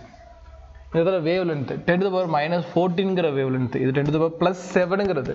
அப்போ பாருங்கள், ஃப்ரீக்குவென்சி அதிகமாக இருந்தால் இதில் வேவ் லென்த்து ஃப்ரீக்குவென்சி கம்மியாக இருந்தால் வேவ் லென்த்து அதிகமாக இருக்குது. இங்கே ஃப்ரீக்குவென்சி கம்மியாக இருந்தால் இங்கே வேவ் லென்த்து இங்கே ஃப்ரீக்குவென்சி அதிகமாக இருந்துச்சுன்னா வேவ் லென்த்து கம்மியாக இருக்குது. அப்போ ஃப்ரீக்குவென்சிஸ் இன்டர்டிவிஷனல் வேவ் லென்த் தானே? எஸ். ஏன் C = F λ C அப்போ இது வகுத்தில் கொண்டு வந்தா C λ அப்படிங்கிறது தான் ஃப்ரீக்குவென்சி. C/λ தான் ஃப்ரீக்குவென்சி. C/λ அப்படிங்கிறது ஃப்ரீக்குவென்சி. C/λ அப்படிங்கிறது வந்து ஃப்ரீக்குவென்சி. நல்லா ஞாபகம் வச்சுக்கணும். ஓகேங்களா? அண்டர்ஸ்டாண்ட் பண்ணிக்கணுமா? அப்போ அதான் அங்கே கொடுத்துருக்காங்க, வேறு ஒன்றும் இல்லை. சரி, ரைட்டு. கவனிங்க, லிசன், ஒரு நல்ல ஞாபகம் வச்சுக்கணும். இங்கே காமா ரேஸ் இருக்குது. காமா ரேஸ் இருக்கிறது வேவ் லென்த் கம்மி. யாருக்கு வேவ் லென்த் கம்மியோ அவனுக்கு எனர்ஜி அதிகம் ஞாபகம் வச்சுக்கணும். எனர்ஜினா அதில் அதிகமான source of energy, packet photons அதிகமாக இருக்கும். காமா ரேக்கு ஃப்ரீக்குவென்சி அதிகம், எனர்ஜி அதிகம், வேவ் லென்த் கம்மி. அப்போ இப்படி சொல்லலாமா sir, energy is directly proportional to frequency? ஆனால் எஸ், நான் அடிக்கடி சொல்கிறது தான், ஃப்ரீக்குவென்சி அதிகமான எனர்ஜி அதிகமாகும். But energy is indirectly proportional to lambda. Wavelength கம்மியாக இருந்தால் தான் எனர்ஜி அதிகமாகும். இதெல்லாம் ரிலேஷன்ஷிப்பு சைடில் நோட் போட்டு அழகாக நோட் பண்ணிக்கோங்க. சரி, ரைட், ஓகே. அப்போ யாருக்கு சார் இதில் எனர்ஜி அதிகம்? காமா, அதுக்கப்புறம் எக்ஸ்ரே, அதுக்கப்புறம் அல்ட்ரா வயலட், அதுக்கப்புறம் விசிபிள், அதுக்கப்புறம் இன்ஃப்ராரெட், அதுக்கப்புறம் மைக்ரோவேவ், ஷார்ட் ரேடியோ வேவ். விசிபிள்னால் நம்ம கண்ணுக்கு தெரியக்கூடிய கலர்ஸ் தான், இதுதான் கலர்ஸ். Around 400 to 500 nanometre. இதை வந்து மீட்டரில் நேனோமீட்டரில் கால்குலேட் பண்ணுங்க, உங்களுக்கு தெரியும். டெலிவிஷன் FM அண்டு வந்து AM அண்டு ஃபைனலாக லாங் ரேடியோ வேவ்ஸு. சார் இதோட வேல்யூ ஆவரேஜாக ஞாபகம் வச்சுக்கணுமானா எஸ், ஆவரேஜாக ஞாபகம் வச்சுக்கணுமா? ஏன்னா ஒரு டைம் கொஸ்டின் அப்படி கேட்டிருந்தான், காட்டுட்டா. Which colour of the light has the longest wavelength? இது இங்கெல்லாம் நான் ஆப்டிக்ஸில் சொல்லி கொடுத்துருக்கேன்னா விபஜியா. சரி, விபஜியா, விபஜிஆர். சரியா போச்சா? Violet, indigo, blue, green, yellow, orange. சரியா போச்சு. நான் என்ன கேட்குறேன்னா, லாங்கஸ்ட் வேவ் லென்த்து. இவனுக்கு எனர்ஜி அதிகம், அதனால் வேவ் லென்த்து ஷார்ட்டு. இவனுக்கு எனர்ஜி கம்மி, வேவ் லென்த்து அதிகம். அப்போ ரெட்டுக்கு பக்கம் இருக்கணும், இல்லை ரெட்டாக இருக்கணும். ரெட்டு இருக்குது. ரெட்டுக்கு பக்கம் இருக்கணும், இல்லை ரெட்டாக இருக்கணும். ரெட்டு இருக்கும். அடுத்தது டோர் மட்டும் க்ளோஸ் பண்ணணும். 10 நிமிஷம் நான் முடிச்சுட்டு அனுப்பிச்சிடறேன், சாப்பிட போகலாம். அந்த டோர் முடியும். ஸ்பெஷல் கிளாஸ்னால் சாப்பாட்டே முன்ன பின்ன தான் இருக்கும், அட்ஜஸ்ட் பண்ணி தான் ஆகணும். ஓகேவா? 9:30 இல்லை 10 மணிக்கு கூட அனுப்புவேன், அட்ஜஸ்ட் பண்ணி உட்காந்து ஆகணும். ஏன்னா ஸ்பெஷல் கிளாஸ்னால் அப்படி தான். ஸ்பெஷல் கிளாஸ் முடிஞ்சுன்னா நீங்கள் எந்த டைம் வேணால் சாப்பிடுவாங்க, அது பிரச்சனை இல்லை. ரைட், கவனிங்க. The decreasing order of wavelength, infrared, microwave, ultrared, gamma. இதில் யாருக்கு வந்து பார்த்தீங்கன்னா டிக்ரீசிங் ஆர்டர்னால் யாருக்கு வேவ் லென்த் அதிகமோ கம்மியாக்குங்க, அதிகமான ஆளிலிருந்து கம்மியான ஆளாக மாற்றணும். காமா ரேஸ் தான் இருக்கிறது வேவ் லென்த்து கம்மி, அப்போது அவன் தான் டிக்ரீசிங்கில் கடைசியாக இருக்கும். மைக்ரோவேவ் அப்படிங்கிறது இருக்கிறதுலே கீழே இருக்கும், விச் மீன்ஸ் வேவ் லென்த் அவனுக்கு என்ன இருக்கிறதுலே அதிகமாக இருக்கும், ஏன்னா எனர்ஜி அவனுக்கு ரொம்ப ரொம்ப கம்மி. அப்போ ஃபஸ்ட்டு மைக்ரோவேவ், அதுக்கப்புறம் இன்ஃப்ராரெட், அதுக்கப்புறம் தான் UV, அதுக்கப்புறம் தான் காமா ரேஸ். ஸோ கரெக்டாக பார்த்து போட்டுக்கங்க. ஸோ அந்த லைன் ஞாபகம் வச்சுக்கணும். Which of the following electromagnetic radiation have smallest wavelength? Smallest wavelength. Kana wavelength எந்த அளவுக்கு கம்மியா இருக்கோ அந்த அளவுக்கு என்ன அதிகமா இருக்கும் எனர்ஜி. kana X-ray இருக்கு, gamma ray இருக்கு, UV ray இருக்கு, microwave. gamma ray தான் இருக்குறதே கிங். இப்படி ஆறு மாதிரி வளைச்சு விட்டா அது பேர் gamma ray. gamma கதிர்கள் தான் மொத்த இன்சைட்லயே அதிகமான எனர்ஜி வச்சிருக்கக்கூடிய ஒரு ஆள். அப்ப அவனுக்கு தான் வேவ்லென்த் இருக்குறதே கம்மி. Which of the following rays are not electromagnetic wave? Good. எது எலக்ட்ரோமேக்னெட்டிக் வேவ் கிடையாதுங்க. எக்ஸ்ரே டேபிள் இருந்துச்சா? இருந்துச்சு. காமா ரே இருந்துச்சா? இருந்துச்சு. ஒன்று ஹீட் ரே, இன்னொன்று பீட்டா ரே. ஆனால் பீட்டா ரே அப்படிங்கிறது பீட்டா டிகேஷன்மா, இது வந்து ரேடியேஷன் மூலமாக கிரியேட் ஆகும். Beta decay process.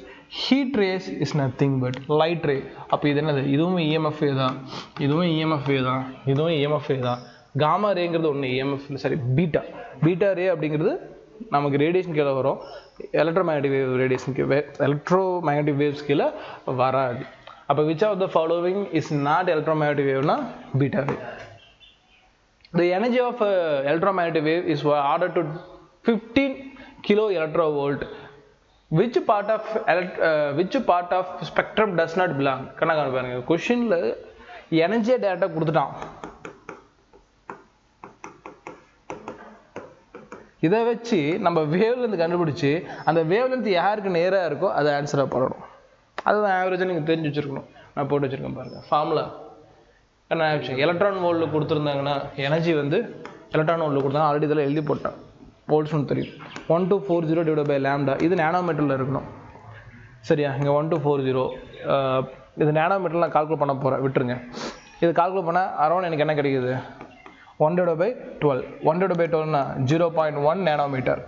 அப்போது கண்ணா ஞாபகம் வச்சுங்க, 1 nanometerலேருந்து 10 to the power -3, which means 0.001, 0.01, 0.1 and 1. இது எல்லாமே வந்து எக்ஸ்ரேக்கு சொந்தம்.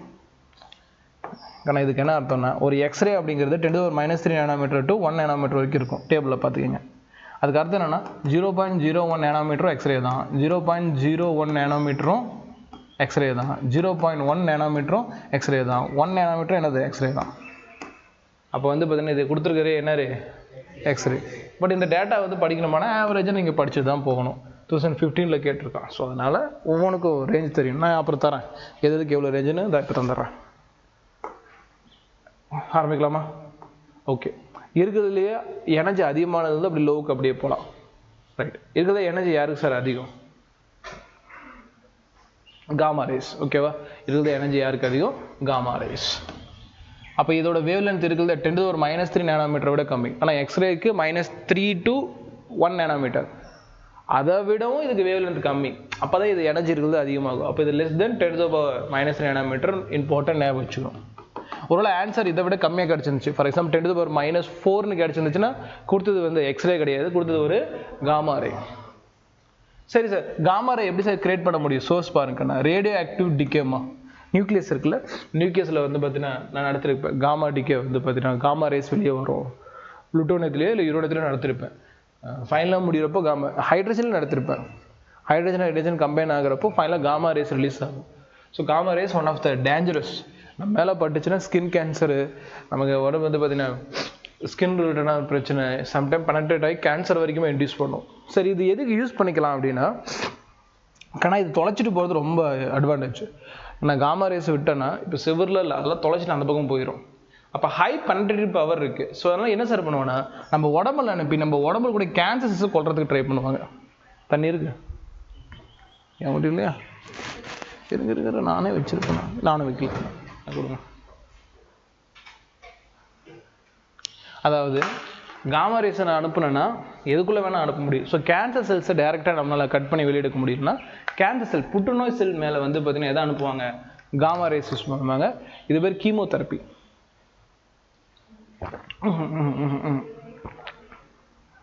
Radio therapy. கீமோதெரப்பினா டேப்லெட் மூலமாகவே கேன்சரை ட்ரீட் பண்ணுறது, கெமிக்கல் மூலமாக. ரேடியோ தெரப்பி வரும், அது ரேஸ் மூலமாக க்யூர் பண்ணுறது. அது வந்து பார்த்தீங்கன்னா to preserve food substance or food substance. என்ன சப்ஸ்னா சாப்பாடை வந்து பார்த்தீங்கன்னா மேக்ஸிமம் இந்த காமா ரே படுற மாதிரி படுறப்போ அதுக்கு மேலே பாக்டீரியா வளராது. கரெக்டாக வச்சு ஏன் வந்து உணவை பாதுகாக்கிறதுல காமா ரே பயன்படுத்தப்படுது அப்படின்னா அதுக்கு மேலே கூடிய மைக்ரோ ஆர்கானிசம் கொள்ளுது. அப்போ எதுக்குமே யூஸ் ஆகுது காமா ரே? என்னென்னது யூஸ் ஆகுது? Kill cancer cells and kill microorganisms. So புற்றுநோய் செல்களை கொள்ளுது, அதே மாதிரி நுண்ணுயிர்களும் கொள்றதுக்காக காமா ரேஸை பயன்படுத்துகிறாங்க. அட்வான்டேஜ். ஆனால் டிஸ்அட்வான்டேஜ் அதிகமாக. ஏன்னா நம்ம வந்து கேன்சல்ஸை அனுப்புகிறோம், அது இன்னுமே கேன்சல்ஸை இன்டியூஸ் கூட பண்ணி விடலாம். ஸோ அதில் ரிஸ்க்கும் அதிகம். அடுத்து வந்து பார்த்தீங்கன்னா எக்ஸ்ரே. எதுக்குள்ளே இருக்கும்? 10⁻³ நானோமீட்டரில் ஆரம்பித்து 1 நானோமீட்டருக்குள்ளே இருக்கும். எதுலேருந்து சார் உருவாக்குறாங்க எக்ஸ்ரே அப்படின்னு கேட்டிங்கன்னா, எக்ஸ்ரே டியூப்மா. எக்ஸ்ரே டியூப்னு ஒன்று இருக்குது. கேத்தோட் ரே டியூப் இருக்குது பார்த்தீங்களா, அந்த மாதிரி தான் இருக்கும். அதுலேருந்து எக்ஸ்ரே யூஸ் பண்ணுறாங்க. எக்ஸ்ரே எதுக்கு யூஸ் ஆகுதுன்னு உங்களுக்கே தெரியும். நம்ம உடம்பை ஸ்கேன் பண்ணி பார்க்குறது. இன்னர் எலக்ட்ரான்ஸ்லேருந்து ரெடி பண்ண முடியும். அதாவது ஒரு ஆட்டமில் இருக்குன்னா அதுக்குள்ளுக்குள்ளே இருக்க எலக்ட்ரான், அவுட்டர் எலக்ட்ரான் கிடையாது, உள்ளுக்குள்ள எலக்ட்ரானை வந்து ஒரு இடத்துல இன்னொரு இடத்துக்கு ஜம்ப் பண்ண வைக்கிறது மூலமாக எக்ஸ்ரே கரெக்ட் ஆகுது. எங்கே யூஸ் ஆகும்? Medical diagnose. ஓகேவா? மருத்துவத்துறையில் பயன்படுது. எதுக்காக பயன்படுது? ஸ்கேனிங் பர்பஸ்க்காக. அது மூலமாக என்ன பண்ணலாம்? உடம்புல கூடிய ஆர்கன்ஸை என்ன இருக்குது அப்படிங்கிறத ஷேப் பார்க்கலாம் இல்லையா? Study of crystal structures. ஒரு கிறிஸ்டலை ஸ்டடி பண்ணுறோம், ஒரு படிகத்தை ஆராய்ச்சி பண்ணுறோம் அப்படின்னா அந்த இடத்துல என்ன பயன்படுத்தலாம்? எக்ஸ்ரே பயன்படுத்தலாம். அதாவது ஸ்கேன் பண்ணி பார்க்கக்கூடிய எல்லா இடத்துலையும், கண்ணால் பார்க்க முடியாத இடத்த ஸ்கேன் பண்ணி பார்க்கலாம்.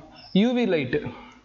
நம்ம மேலே யூவி லைட் பட்டுக்கிட்டு தான் இருக்குது. ஏன்னா வந்து பார்த்தீங்கன்னா நம்ம விசிபிள் லைட்டுக்கு பக்கத்தில் கூடிய லைட்டு யூவி லைட்டு. ஆனால் யூவி லைட் எந்த ரேஞ்சுக்கு இருக்குதுன்னு அர்த்தம். ஏ டைப்பு, பி டைப்பு, சி டைப்புன்னு இருக்கும். அது இங்கே முக்கியம் இல்லை. பட் என்ன பாயிண்ட்னு பார்க்கலாம். இங்கே எது இருக்கும்? 1 நானோமீட்டர் தாண்டி 400 நானோமீட்டர் இருக்கும். 400 to 700 தான் விசிபிள். ஞாபகம் வச்சு. ஸோ இப்போ இது விசிபிளுக்கு பக்கத்தில் இருக்கக்கூடியது. அதனால் ஈஸியாக நம்ம சூரியன்கிட்டருந்து பூமிக்கு ஈஸியாக வரக்கூடிய ஒரு வேவில் இது ஒன்று. ஆனால் இதை தடுக்கிறதுக்கு தான் ஓசோன் லேயர் இருக்குது. நம்ம பூமியை சுற்றிக்கூடிய ஓசோன் லேயர் வரக்கூடிய யூவி லைட்டை தமிழில் வந்து பார்த்தீங்கன்னா என்ன சொல்லுவாங்க? யூவி லைட்னா ஊதா, புற ஊதா கதிர்கள்.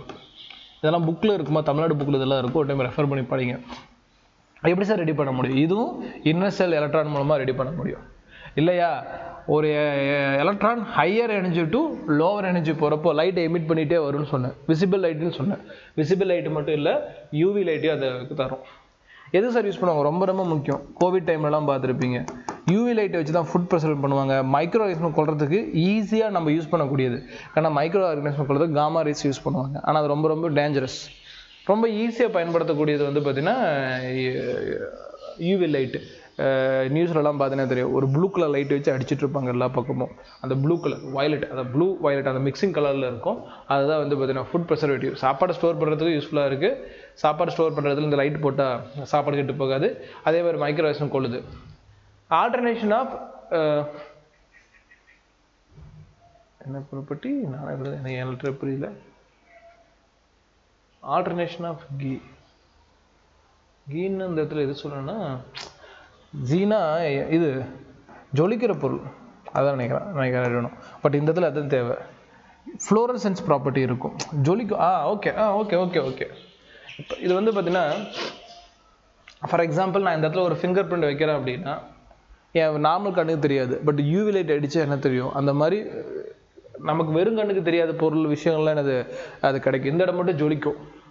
ஸோ அந்த மாதிரி ஃப்ளோரசன்ஸ் ப்ராப்பர்ட்டி இதுகிட்ட இருக்குது, ஜொலிக்க வைக்கிற ப்ராப்பர்ட்டி இருக்குது. ஸோ அதை வந்து பார்த்தீங்கன்னா ஸ்கேன் பண்ணி பார்த்தா அது மட்டும் எனது தனியாக தெரியும். ரைட். அடுத்தது இன்வெஸ்டிகேஷன் டைம்லலாம் யூஸ் பண்ணுவாங்க. வயலட் இல்லைம்மா, விசிபிள். வயலட் இல்லை, விசிபிள் லைட் தான் என்னங்க சார்? கணக்கு கவனிக்க முடிச்சிடுறேன். Visible light 400 to 700 nanometre. எப்படி கிரியேட் ஆகுது? எலக்ட்ரான் ஜம்ப் ஆகிறதுனால. இதோட யூஸ் என்னங்க சார் அப்படின்னு கேட்டிங்கன்னா, நம்ம கண்ணுக்கு தெரியக்கூடிய வயலட், ப்ளூ, இண்டிகோ எல்லாமே அதுதான் விபிஜிஆர் தான் விசிபிள். என்ன சார் யூஸ்? அதாவது stimulate the nerve ending and human eye. கண்ணுக்குள்ளே போய் கண்ணில் கூடிய நர்வ் செல்ஸை இது தூண்டுது. அப்படி நர்வ் செல்ஸை தூண்டுறதுனால இது மட்டும் நம்ம கண்ணுக்கு தெரியுது. யூவி லைட் இந்த வேலையை பண்ணுறதில்ல, காமா லைட் இந்த வேலையை பண்ணுறதில்ல. அதனால் அது நம்ம கண்ணுக்கு தெரியல. இஃப் இன்கேஸ் அது போய் நம்ம நர்வ் செல்ஸை அட்டாக் பண்ணி ஒரு வேலை எக்ஸைட் பண்ண முடிஞ்சு, ஆக்ஷன் பொட்டன்ஷியல் கிரியேட் பண்ண முடிஞ்சுன்னா அதுவும் நம்ம கண்ணுக்கு தெரியும். இப்போ நீங்கள் கேமராவில் வச்சு பார்த்தீங்கன்னா சில லைட்ஸ் வந்து கண்ணுக்கு தெரியும். அந்த மாதிரி, ஏன்னா அது வந்து ஒரு சோர்ஸ். இதில் நமக்கு வெறும் கண்ணுக்கு வந்து பார்த்தீங்கன்னா தெரியக்கூடிய லைட்டு இதுதான். ஏன்னா இந்த லைட்டு தான் என்ன பண்ணுது? நம்ம கண்ணுக்குள்ளே போய் நம்ம நர்வ் செல்ஸை வந்து பார்த்தீங்கன்னா இருக்கக்கூடிய எலக்ட்ரானை ஜம்ப் பண்ண வைக்க முடியுது. ஸோ இது நிறைய ப்ராசஸ். பட் இப்போ ஷார்ட் இது மட்டும் தெரிஞ்சுக்கலாம். அது வந்து ஐஆர், இன்ஃப்ராரெட், சிகப்பு, அகச்சிகப்பு கதிர்கள். ஏன்னா இதெல்லாம் டேரெக்டாக ஸ்டேட்மெண்ட்டில் கேட்பான். நீங்கள் போய் பாருங்கள், ஸ்டேட்மெண்ட்டில் இருக்கும். இதோட நானோமீட்டர் 700 தாண்டி இருக்குமா? அப்படியே மெமரி ஆகிருக்குன்னு நினைக்கிறேன். காமானா 10⁻³ நானோமீட்டரை விட கம்மி. எக்ஸ்ரேனா 10⁻³ to 1 nanometer. அதுக்கப்புறம் 1 nanometerக்கு மேலே இருந்துச்சுன்னா UV light 1 nanometer to around 400 nanometer. 400 to 700 nanometer அப்படிங்கிறது விசிபிள். 700 to 1 மைக்ரோமீட்டருக்கு போகிறது. நேனோமீட்டர் வந்து சார் மில்லிமீட்டர், 1 மில்லிமீட்டர் தானே, மில்லிமீட்டர் தான், 1 மில்லிமீட்டர் அந்த ரேஞ்ச் வரைக்கும் இருக்கக்கூடியது வந்து. ஆனால் ஐ வேவ் லென்த் அதிகம். ஸோ இதுக்கு எனர்ஜி ரொம்ப ரொம்ப கம்மி. ஸோ அதனால் சேஃப் தான். எப்படி சார் ரெடி பண்ணுறோம்? ஆட்டம்ஸ் மாலிகுல்ஸ் ரெண்டையும் வைப்ரேட் பண்ணுறது மூலமாக நம்ம என்ன பண்ண முடியும்? ஐஆரை கிரியேட் பண்ண முடியும். எது யூஸ் ஆகுது அப்படின்னு பார்க்கலாம். ஆனால் not scattered fog or smoke அப்படின்னு கொடுப்பாங்க. என்ன கொடுத்துருக்காங்க? Not scattered.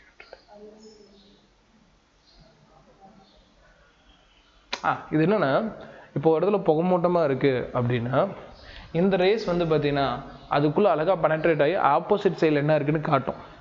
ஐஆர் ரேஸ்க்கு வந்து பார்த்தீங்கன்னா அந்த பவர் இருக்குது. விச் மீன்ஸ் வெறுங்கண்ணுக்கு தெரியாது கூட நீங்கள் என்ன பண்ணலாம், ஐஆர் யூஸ் பண்ணி நீங்கள் பார்க்க முடியும். So not scattered in folk and smoke அப்படின்னா புகையில் வந்து பார்த்தீங்கன்னா புகையோ இல்லை ஏதோ புகைமூட்டமாக வருதோ அதில் போய் இது சவராது. அதனால் இந்த லைட்டை யூஸ் பண்ணி அந்த புகைக்குள்ளே என்ன இருக்குன்னு கண்டுபிடிக்க முடியும். இந்த படத்துலலாம் காட்டுவாங்க, போலீஸ் எல்லாம் யூஸ் பண்ணுவாங்க. ஐஆர் யூஸ் பண்ணி ஐஆர் ரேஸ் வந்து ஃபைண்ட் அவுட் பண்ணுவாங்க. ஐஆர் ரேஸ் எங்கெங்கே வருதோ அந்த இடத்துல ஈஸியாக தெரிஞ்சிடும். ஏன்னா அது புகையில் வந்து மறையாது, இதே விசிபிள் மறைஞ்சிரும். அதனால தான் வந்து பார்த்தீங்கன்னா புகைக்குள்ளே இருக்கக்கூடிய ஒரு ஆளை பார்க்க முடியாது. பட் அது மாதிரி கிளாஸஸ் யூஸ் பண்ணால் புகைக்குள்ளே யார் இருக்கான்னு கண்டுபிடிப்பாங்க. ஸோ இந்த போலீஸ் படம்லாம் பாருங்கள், இது அழகாக தெரியும். Used in photographs and ஹெசஸ் photography. அதாவது வந்து பார்த்தீங்கன்னா பழைய கால ஃபோட்டோகிராஃப்ஸ் எல்லாத்துலேயுமே அந்த ஃபிலிம் எடுக்கிறாங்க அப்படின்னா அது எதில் காய வைப்பாங்கன்னா ஐஆர் வேஸில் காய வைப்பாங்க. அதனால் தேவையில்ல டேட்டா ஃபோட்டோகிராஃப்ஸ் யூஸ் ஆகுது ஞாபகம் வச்சுங்க. அப்போ தெரப்பட்டிக் பர்பஸ் ட்ரீட்மெண்ட் மெடிக்கல்லையும் என்ன பண்ணுவாங்க, ஐஆரை யூஸ் பண்ணுவாங்க. மைக்ரோவேவ்ஸ், ஃபைனலாக மைக்ரோவேவ்ஸ் 1 millimeter to 0.1 meter. ரொம்ப ரொம்ப ரொம்ப வேவ் லென்த் அதிகம். ரொம்ப வேவ் லென்த் அதிகம்னா இருந்த எனர்ஜி கம்மி. ஸோ யூஸ் பண்ணிக்கிற அளவுக்கு எனர்ஜி. சார் எது மூலமாக யூஸ் பண்ணுறோம் சார்? மேக்னட்ரான் மூலமாக ரெடி பண்ண முடியும். மைக்ரோவேவ் பேர்லேயே வந்துருச்சு. எங்கே யூஸ் பண்ணுவோம்? கிச்சனில் மைக்ரோவேவ் இண்டக்ஷன்ஸில் யூஸ் பண்ணுவோம். அண்ட் ரேடார் கம்யூனிகேஷன் இது ரொம்ப ரொம்ப முக்கியம். ரேடார் கம்யூனிகேஷன்னா ஒரு சிக்னல் டு இன்னொரு சிக்னல் என்ன யூஸ் பண்ணுறோம்? மைக்ரோவேவ்ஸ். ஆனால் ரொம்ப பக்கத்தில் தான் இருக்கணும். இந்த வாக்கி டாக்கியெல்லாம் சொல்லுவாங்க இல்லையா, அதுலேயும் இது என்ன யூஸ் பண்ணுவாங்க? ரேடார். பட் ரொம்ப கம்மியான டிஸ்டன்ஸ் தான் இது போகும். ஏன்னா அதிகமாக டிஸ்டன்ஸ் போகிறது தான் ரேடியோ வேவ்ஸ். இதுவும் வாக்கி டாக்கில் யூஸ் பண்ணுவாங்க. ரெண்டுமே வாக்கி டாக்கில் யூஸ் பண்ணுவாங்க. இது இருக்கிறது எவ்வளோ? 0.1 மீட்டரை விட இது அதிகம். அப்போ எனர்ஜி ரொம்ப ரொம்ப கம்மி. எது மூலமாக சார் ரெடி பண்ணுறோம் அப்படின்னு கேட்டிங்கன்னா acceleration or deceleration of the electron. ஒரு எலக்ட்ரானை வந்து முடுக்கி வைக்கிறோம் இல்லையா, முடுக்கி வைக்கிறத குறைக்கிறோம். இது மூலமாக என்ன கிரியேட் பண்ண முடியும்? உங்களால் ரேடியோ வேவ்ஸை கிரியேட் பண்ண முடியும். எங்கே சார் யூஸ் ஆகுது? ரேடியோ கம்யூனிகேஷன், சிக்னல் எல்லா இடத்துலையும் ஒரு யூஸ் ஆகக்கூடிய விஷயம் இந்த ரேடியோ வேவ்ஸ். இந்த ரேடியோ வேவ்ஸ் அதிகமாகிடுச்சுன்னா ஃபார் எக்ஸாம்பிள் 0.1 மீட்டர் இருக்குது, இருந்தாலும் இதுக்குன்னு ஒரு என்ன இருக்குது, ஒரு எனர்ஜி இருக்குது. இந்த எனர்ஜி கம்மியான எனர்ஜி தான். இந்த கம்மியான எனர்ஜி நம்மளால் தாங்க முடியும். பட் பேர்ட்ஸ்னால் வந்து பார்த்தீங்கன்னா தாங்க முடியாது. அதனால தான் என்ன சொல்கிறாங்க, இந்த 2G 5G எல்லாம் வர என்ன பயப்படுறாங்க எல்லோருமே. அந்த இது வந்து பார்த்தீங்கன்னா பேர்ட்ஸ் அஃபெக்ட் பண்ணிடுச்சு. அது வேறு விஷயம். பேர்ட்ஸ் அஃபெக்ட் பண்ணி பல பேர்ட்ஸ் வந்து பார்த்தீங்கன்னா ஏன் அதனால் அஃபெக்ட் ஆகுதுன்னு யோசிச்சு பார்க்கணும். அதோட கம்யூனிகேஷன் சிஸ்டமும் ஒரு கைண்ட் ஆஃப் வேவை சென்ஸ் பண்ணும். எர்த்தோட எலக்ட்ரோமேக்னெட்டிக் வேவ்ஸ் வந்து பார்த்தீங்கன்னா அதால் சென்ஸ் பண்ண முடியும். அது மாதிரி இந்த வேவ்ஸ் அதிகமாகிறப்ப அது ஓவராக சென்ஸ் ஆனாலும் கன்ஃபியூஷன் ஆகும். அதனால் அதோட உடம்பு ஃபுல்லாக எஃபெக்ட் ஆகும். ஸோ இது வந்து பார்த்தீங்கன்னா அதனால தான் 2G 4G 5G போக கண்ட்ரோல் வேணும் அப்படிங்கிறாங்க. 4G அப்படிங்கிறது நமக்கு தேவையான நெட் ஸ்பீடு. நாளைக்கு இதுவும் பத்தாமல் போச்சுன்னா 5G வரும். நம்ம ஒரு பக்கம் டெக்னாலஜி டெவலப் பண்ணிகிட்டே போகிறப்போ இன்னொரு பக்கம் இதுக்கு ஏதோ பண்ணிகிட்டே போகணும். அதுக்காக இதுவும் இதுக்காக அதுவும் ரெண்டுமே வந்து பார்த்தீங்கன்னா வேணும்னு சொல்ல முடியாது. ஓகேங்களா? ஒரு பக்கம் காடுகளை வெட்டினா தான் ஃபேக்ட்ரி கட்ட முடியும். ஃபேக்ட்ரி கட்டினா தான் நமக்கு அடுத்த வேலை சோர்ஸ் ஆஃப் ஃபுட்டோ சோர்ஸ் ஆஃப் கிளாத்தோ வேறு ஏதோ ஒன்று வரும். நம்ம சோர்ஸ் ரெடி பண்ண முடியும். அதுக்காக வந்து ஃபேக்ட்ரி கட்டாமல் இருக்க முடியாது. அதுக்காக காடை அழிக்காமல் இருக்க முடியாது. காடை அழிச்சா அங்கே இருக்கக்கூடிய அனிமல்ஸ் எல்லாம் தன்னோட பிளேஸை இழக்கும். ஏன்னா அவனுக்கு அது சொந்தமான இடம். அப்போ காடை வெட்டவும் கூடாது. அப்போ என்ன பண்ணும்? பிரெயினை யூஸ் பண்ணி வேறு ஏதாவது வேலையை வந்து பார்த்தீங்கன்னா பார்க்கணும். நம்மளுங்க தான் அதை யூஸ் பண்ணவே மாட்டேங்கிறாங்களே. நம்மளால் தான் படிக்கவே மாட்டேங்கிறாங்களே. நம்மளால் படித்தா தானே ஏதோ கற்றுக்க முடியும். கற்றுக்கிட்டா தானே அதை எக்ஸிக்யூட் பண்ண முடியும். நம்ம ஆளுங்களுக்கு படிக்கிறத விட கிரிக்கெட்டு, ஃபுட்பாலு, கேமு, பஞ்சாயத்து பேசுறது, சண்டைக்கு போகிறது, இன்னும் நிறைய இருக்குது. லோக்கல் பாலிடிக்ஸ் பேசுகிறதாகட்டும், அதில் ப்ரௌடு இல்லையா, கையை எடுத்துக்கிறது, காலை எடுத்துக்கிறது, கேர்ள் ஃப்ரெண்டுக்காக, பாய் ஃப்ரெண்டுக்காக, இதுக்கே லைஃப் அவன் ஸ்பெண்ட் பண்ணிடுறான். 185 பேர்லேருந்து 90 பேர் இதுதான்.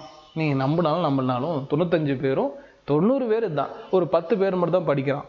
உங்களுக்கே தெரியும் ஒரு கிளாஸில் எத்தனை பேர் படிக்கிற பேர் இருப்பாங்க, 10%, மீதி 90%, ஒரு 90%ல் ஒரு 50 to 60% ஆவரேஜ், 30% படிக்க மாட்டாங்க. அப்போ இங்கே பாருங்கள், படிக்கிற பசங்க, அதாவது படிக்கிற பசங்க கற்றுக்கிற லேர்ன் பண்ணுறவங்க வெறும் 10% தான். அப்போது 90 பேர் இப்படி இருந்தாங்கன்னா காடுகளை அழிச்சிட்டு தான் கட்டுவாங்க. எவனும் பிரெயினை யூஸ் பண்ணுறதே கிடையாது. அவனுக்கு தோன்ற ஸ்பார்க்கில் மூமெண்ட் எடுப்பாங்க. கடைசியாக என்ன சொல்லுவாங்க, சொசைட்டி சரியில்லை, நம்மளை ஆட்சி பண்ணுறவங்க சரியில்லை. நம்மளை ஆட்சி பண்ணுறது யார்? நம்மளந்து போன ஒருத்தன் தான். அப்போ நீங்கள் தான் ஓகே. உங்களை மாதிரி தான் அவங்களுக்கும் உங்களை மாதிரி தான் அவங்களும் வந்து அந்த மாதிரி இருந்திருப்பாங்க. ஒருவேளை உங்களுக்கு ஒரு சொசைட்டி மேலே கோபம் இருக்குன்னா தயவு செஞ்சு படாதீங்க, அது வேஸ்ட் ஆஃப் டைம். நீ வந்து பார்த்தீங்கன்னா ஏதாவது மாற்றத்தை ஏற்படுத்த ட்ரை பண்ணு. நீ படிக்க மாட்ட, நீ வந்து ஜாலியாக இருப்ப அப்படின்னா உனக்கு அதை பற்றி கேள்வி கேட்குறதுக்கு ரைட்ஸ் கிடையாது. ரைட்ஸ் இருக்குது, ஆனால் நீ என்ன பண்ணு, நீ சோம்பேறியாக இருந்துக்கிட்டு இன்னொரு சோம்பேறியை கை காட்டாதுன்னு சொல்கிறேன், அவ்வளோதான். ஸோ நீ ஏதாவது ஒன்று பண்ணிட்டு வேணால் ஒரு 2 பேர் சொல்லு, அவன் திருந்த வாய்ப்பு இருக்குது. நீங்கள் எதுவுமே பண்ணாமல் இருப்பேன். ஸோ இவ்வளோ விஷயங்கள் இருக்குது. நம்ம யாரை கற்றுக்கிறோமா? இல்லை. சயின்ஸ் நமக்கு ஆபத்தான சப்ஜெக்ட். மேக்ஸ் வந்து தொடக்கூட மாட்டோம். ஆனால் இந்த சயின்ஸ் மேக்ஸ் தான் எக்கானமிங்கிற ஒரு விஷயத்தை டிசைட் பண்ணுது. முக்கியமாக மேக்ஸ் தான் எக்கானமியை, ஸ்டாட்டு எக்கானமியை டிசைட் பண்ணுது. எக்கானமி டிசைட் ஆகுது பொறுத்து தான் நம்ம ஒரு பொருளுக்கு எவ்வளோ காசு கொடுக்குறோம் அப்படிங்கிறது இருக்குது. இப்போ இந்தளவுக்கு நீங்கள் படிக்கிறது தான், எண்ட் ஆஃப் தி டே படிப்பு தான். நீங்கள் படிக்கலை, திருப்பி இதை தான் பண்ணுவீங்க அப்படின்னா எந்த ஒரு சேஞ்சும் எந்த ஒரு மாற்றமும் இருக்காது. சரி, ரைட்டா. What is gas of greenhouse effect? Try பண்ணுங்க பார்ப்போம். பசுமை இல்லை வாயுவுக்கு வரக்கூடிய, ஏன் பசுமை இல்லை விளைவை ஏற்படுத்தக்கூடிய ரே எது? இது நான் நடத்திட்டேன், இங்கே நடத்தலை, அதான் நடத்திருப்பேன். இதில் எழுத தெரியும். Green house effect. பூமியே ஒரு க்ரீன் ஹவுஸ் எஃபெக்ட் தான் சொல்லி கொடுத்துருப்பேன். என்ன ரே வரதுனால? UV rhema? என்னம்மா நீங்களாம் இருக்கீங்க. க்ரீன் ஹவுஸ் எஃபெக்ட்னா என்ன? பூமிக்கு தொடர்ந்து வந்து என்னம்மா சொல்லு இண்டஸ்ட்ரியல் தான் சொல்லு. பசுமை இல்லை விளைவு சொல்லுமா. ஃபிசிக்ஸ்னா இயற்பியல், மேக்ஸ்னா கணிதம், இங்கிலீஷ்னா ஆங்கிலம். அப்புறம் இப்போ க்ரீன் ஹவுஸ் எஃபெக்ட்னா பசுமை இல்லை விளைவாம். தமிழ் வார்த்தை கேட்குறதுனால தமிழ் நடத்திட்டு இருக்கேன். அந்த மாதிரி ஏதாவது சப்ஜெக்ட் இருக்குது நமக்கு. யூவி ரேஸ் வந்து பார்த்தீங்கன்னா என்ன ஆகுது, எர்த்துக்குள்ளே வந்துச்சுன்னா எர்த்து என்ன ஆகிட்டே இருக்கும், ஹீட் ஆகிட்டே இருக்கும். அதை விட குளோபல் வார்மிங். எர்த்து ஹீட் ஆகிட்டே தான் இருக்குது. மறுபடியும் சொல்கிறேன், எர்த்து ஹீட் ஆகிட்டே இருக்குது. சும்மா அதை பற்றி பஞ்சாயத்து பேசாமல் அதுக்கு என்ன பண்ணணும்னு தான் பார்க்கணும். ஒன்று ட்ரீஸ் வளர்க்கணும் இல்லையா? சில பேர் ஆர்டிஃபிஷியல் ட்ரீஸ் டெவலப் பண்ண ட்ரை பண்ணுறாங்க. விச் மீன்ஸ் மெஷின்ஸ், ஒரு ட்ரீ என்ன வேலை பார்க்குதோ மெஷின்ஸ் மூலமாக அது பண்ண ட்ரை பண்ணுறாங்க. ஆனால் நம்ம ஆளுங்க உடனே அதிக திட்ட ஆரம்பிப்பாங்க. எப்படிங்க ட்ரீஸுக்கு பதிலாக மெஷின்ஸை ரீப்ளேஸ் பண்ணுவீங்க? வேறு வழி இல்லை, பண்ணி தான் ஆகணும். அது விஷயம் சக்ஸஸ் ஆச்சுன்னா மெஷின்ஸ் தான் நம்ம நம்பி ஆகணும், வேறு வழி இல்லை. நீங்கள் அக்செப்ட் பண்ணி தான் ஆகணும். ஓகேங்களா? அக்செப்ட் பண்ணலைன்னா நம்ம நடந்தான் போயிட்டு இருந்திருப்போம். ஏரோப்ளைன் வந்திருக்காது, ட்ரெயின் வந்திருக்காது, ஃபோன் வந்திருக்காது. எதுவுமே தொடக்கத்தில் ஆபத்தாக தான் இருக்கும். ஸோ அதான் சொல்கிறேன், இப்போ குளோபல் வார்மிங் ஆகுதுன்னா நம்ம ஆளுங்களுக்கு வந்து, ஏன்னா நம்ம ஆளுங்க பயன்படுத்தக்கூடிய ஆவரேஜ் பிரெயின் கெப்பாசிட்டி அவ்வளோதான். பூமி சூடாச்சுன்னா என்ன பண்ணும்? மரம் வளங்க. 4 பேருக்கு மரம் வளர்க்க சொல்லுங்கள், தப்பு இல்லை, நல்ல விஷயம். மரம் வளர்க்கணுங்கிறது சின்ன வயசுலேருந்தே கொடுக்கணும். சிலபஸில் ஆட் பண்ணி ஒருத்த வந்து பார்த்தீங்கன்னா ஒரு எக்ஸாம்லேயும் ஒரு மரம் வளர்க்குறதுக்கு மார்க் கொடுக்கணும். எனக்குலாம் அந்த அளவுக்குலாம் தோணும். நம்மளாம் எஜுகேஷன் டிபார்ட்மெண்ட்டில் வச்சாங்கன்னா ஃபஸ்ட்டு போகிற கையில் அதுதான். 6th 12th படிக்கிறானா ஒரு எக்ஸாமுக்கும் அவன் ஒரு மரம் வளர்த்து அந்த மரத்தை எப்படி ட்ரீட் பண்ணுறானோ அதுக்கு ஒரு இன்டர்னல் மார்க் போடணுன்ட்டு ரொம்ப பெரிய ஆசை. அப்படி வந்து கம்பல்சரி நீங்கள் இன்க்ரீஸ் ஆகிடும். ஏன்னா அவன் தனக்குன்னு பண்ண மாட்டான், மார்க்குன்னு பண்ணுறாள் அதிகம். இப்போ நீ வந்து ஒருத்தன் போய் படின்னு சொல்கிறத விட டே நீ மரம் வை, உனக்கு ஒரு 10 மார்க் தரேன்னா அவன் கண்டிப்பாக அது வைப்பான். அது ரொம்ப ஈஸியான வேலை தானே. குழியை தோண்டு மரத்தை வை, தண்ணியை ஊற்று, அவ்வளோதான், வேலை முடிஞ்சு போச்சு. அப்போ அந்த மாதிரி ப்ராக்டிக்கலாக எக்ஸிக்யூட் பண்ணுறதுக்கு நிறையவே இருக்குது. ஆனால் வந்து பார்த்தீங்கன்னா நம்ம அதுவும் பண்ண மாட்டேங்கிறோம். குறை சொல்கிறதுக்கு தான் நீங்கள் நிறைய பேர் ரெடியாக இருக்காங்க. ஸோ அதனால் அதான் சொல்லுவேன், குறை சொல்கிறது வேஸ்ட் ஆஃப் டைம். உங்களால் ஏதோ மாற்ற முடிஞ்சுன்னா மாறுற வேலையை பாரு, அவ்வளோதான். இல்லையா நீ அந்த பொசிஷனுக்கு போய் பண்ணு. அதை விட்டுட்டு நீயும் சோம்பேறியாக இருந்துக்கிட்டு அவனையும் சோம்பேறின்னு சொன்னான், அவனும் உன்னையும் சோம்பேறின்னு சொல்லி சோம்பேறி கூட்டமாகவே உருவாகிட்டு இருக்கு. பார்த்துக்கங்க. இப்படி போச்சுன்னா உங்களுக்கு தான் ஒரு நாளைக்கு வந்து விலைவாசி அதிகமாக இருக்கும். நம்ம தாத்தாவோ நம்ம அப்பாவோ இந்த வேலையை பார்த்தனால்தான் இன்றைக்கி நம்ம ஒரு பொருளோட விலை இவ்வளோ அதிகமாக வாங்குகிறோம். நீங்களே அதே பண்ணிங்கன்னா உங்கள் பையனோ இல்லை அவங்களோட பையனோ அதை விட டபுள் விலையை கட்ட வேண்டிய சுச்சுவேஷனுக்கு போவாங்க. பார்த்துக்கிங்க. சரி, ரைட்டு, ஓகே. அப்போ என்ன சார் சொல்கிறேன், யூவி ரைட் உள்ளே வர எர்த்து வந்து பார்த்தீங்கன்னா திருப்பி அந்த யூவி ரைட்டை ரிட்டன் அமுக்கணும். ஆனால் அனுப்ப முடியாமல் சில டைம் என்ன பண்ணிக்கும், அதை அக்செப்ட் பண்ணி வச்சுக்கும். அப்படி பண்ணுறப்ப குளோபல் பூமி வெப்பமாகும். இந்த ஈவெண்ட்டுக்கு பேர் தான் க்ரீன் ஹவுஸ் எஃபெக்ட்னு சொல்லுவாங்க. அப்போ எந்த லைட் உள்ளே வரனால நடக்குது? UV light. ஐயாரா யூவி லைட் தானே, யூவிஏ யூவிபி இல்லை யூவி லைட் தான்.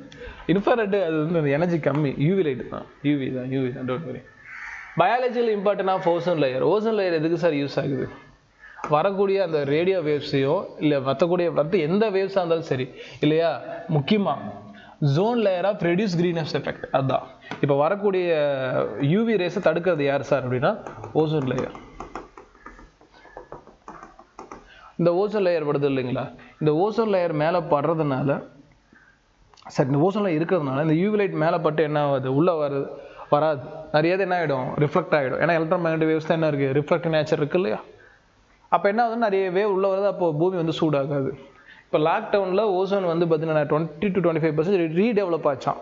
ஜஸ்ட் ஒரு 8 மாதத்துக்கு ஓசோன் லேயர் திருப்பி டெவலப் ஆகுது. நேச்சர் எப்பவுமே வேகமாக வரும். அப்போ நானும் யோசிச்சு பார்ப்பேன், நம்மளாம் வந்து வெளியிருந்து யோசிச்சுக்கிறது ரொம்ப கிங். ஏதாவது ஒன்றும் இல்லை, நம்ம வந்து பார்த்தீங்கன்னா கம்பல்சரியாக வந்து ஒரு கடினமான ஒரு சட்டம் போட்டோம்னா நேச்சுரல் ரீக்ரோத் பண்ணிடலாம்.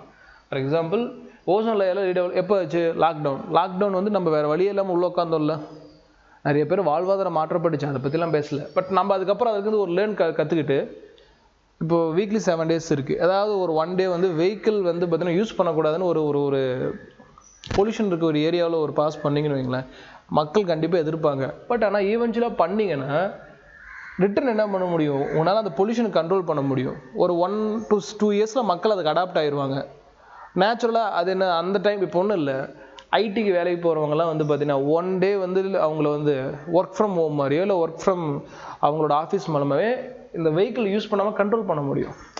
ஆனால் இந்த மாதிரிலாம் இம்ப்ளிமெண்ட் பண்ணலாம். இது வந்து பார்த்து நம்ம பண்ணுற தப்புலேருந்து மிஸ்டேக் லேர்ன் பண்ணி அப்படி ரிட்டர்ன் எக்ஸிக்யூட் பண்ணலாம்.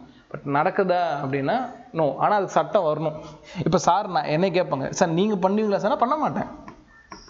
பிகாஸ் இப்போ என்னென்னா இதுவே எனக்கு ஒரு சட்டம் இருக்குது, நான் சண்டே ஆனால் வண்டி எடுக்கக்கூடாது, எடுத்தால் என் வண்டியை சீஸ் பண்ணிடுவான் அப்படின்னா நான் எடுக்க மாட்டேன். ஸோ அதுதான் நம்ம சொல்கிறது வேறு, அது சட்டமாக எக்ஸிக்யூட் பண்ணி கடினமான ஒரு சட்டமாக எக்ஸிக்யூட் பண்ணுறது வேறு. அப்படிலாம் பண்ணிங்கன்னா கண்டிப்பாக கிரீன். அப்போ என்னென்னா நேச்சரை காப்பாற்ற ஒரு சிங்கிள் பர்சனால் முடியாது. பட் சிங்கிள் பர்சன் கான்ட்ரிபியூட் பண்ணணும், அது வேறு விஷயம். பட் அதுக்கு சட்டம் வந்து ப்ராப்பராக இயக்கணும். அதனால தான் சொல்கிறேன், நீங்கள் வளர்கிறப்ப தேவையில்லாமல் கதை பேசாமல் உங்களால் முடிஞ்ச ஒரு 2 மரத்தை நட்டுட்டு அந்த மரத்தை பத்திரமா பார்த்துக்கங்க, அவ்வளோதான். மற்றபடி வந்து பார்த்தீங்கன்னா இல்லை இந்த நேச்சருக்கு எதுவுமே கான்ட்ரிபியூட் பண்ண மாட்டேன் அப்படின்னா பண்ண மாட்டீங்கம்மா. நீங்கள்லாம் வந்து பார்த்தீங்கன்னா எனக்கு நல்லா தெரியும், உங்களோட டாக்டர் தான் ஆகணும். டாக்டர் ஆகக்கூடிய வேகத்தில் நீங்கள் நேச்சருக்கு என்ன கான்ட்ரிபியூட் பண்ண போகிறீங்க பார்க்கலாம். என்ன ஆகுது, ஐயோ என்னப்பா இது யூஸ் பண்ணுவோமா கீ மாட்டினேன் உங்க கூட வச்சுட்டு இதுக்கு. It's important of ozone layer is it stops ultraviolet rays. Ozone layer reduce the greenhouse effect. Ozone layer reflect the radio waves. Ozone layer conduct O2 H2.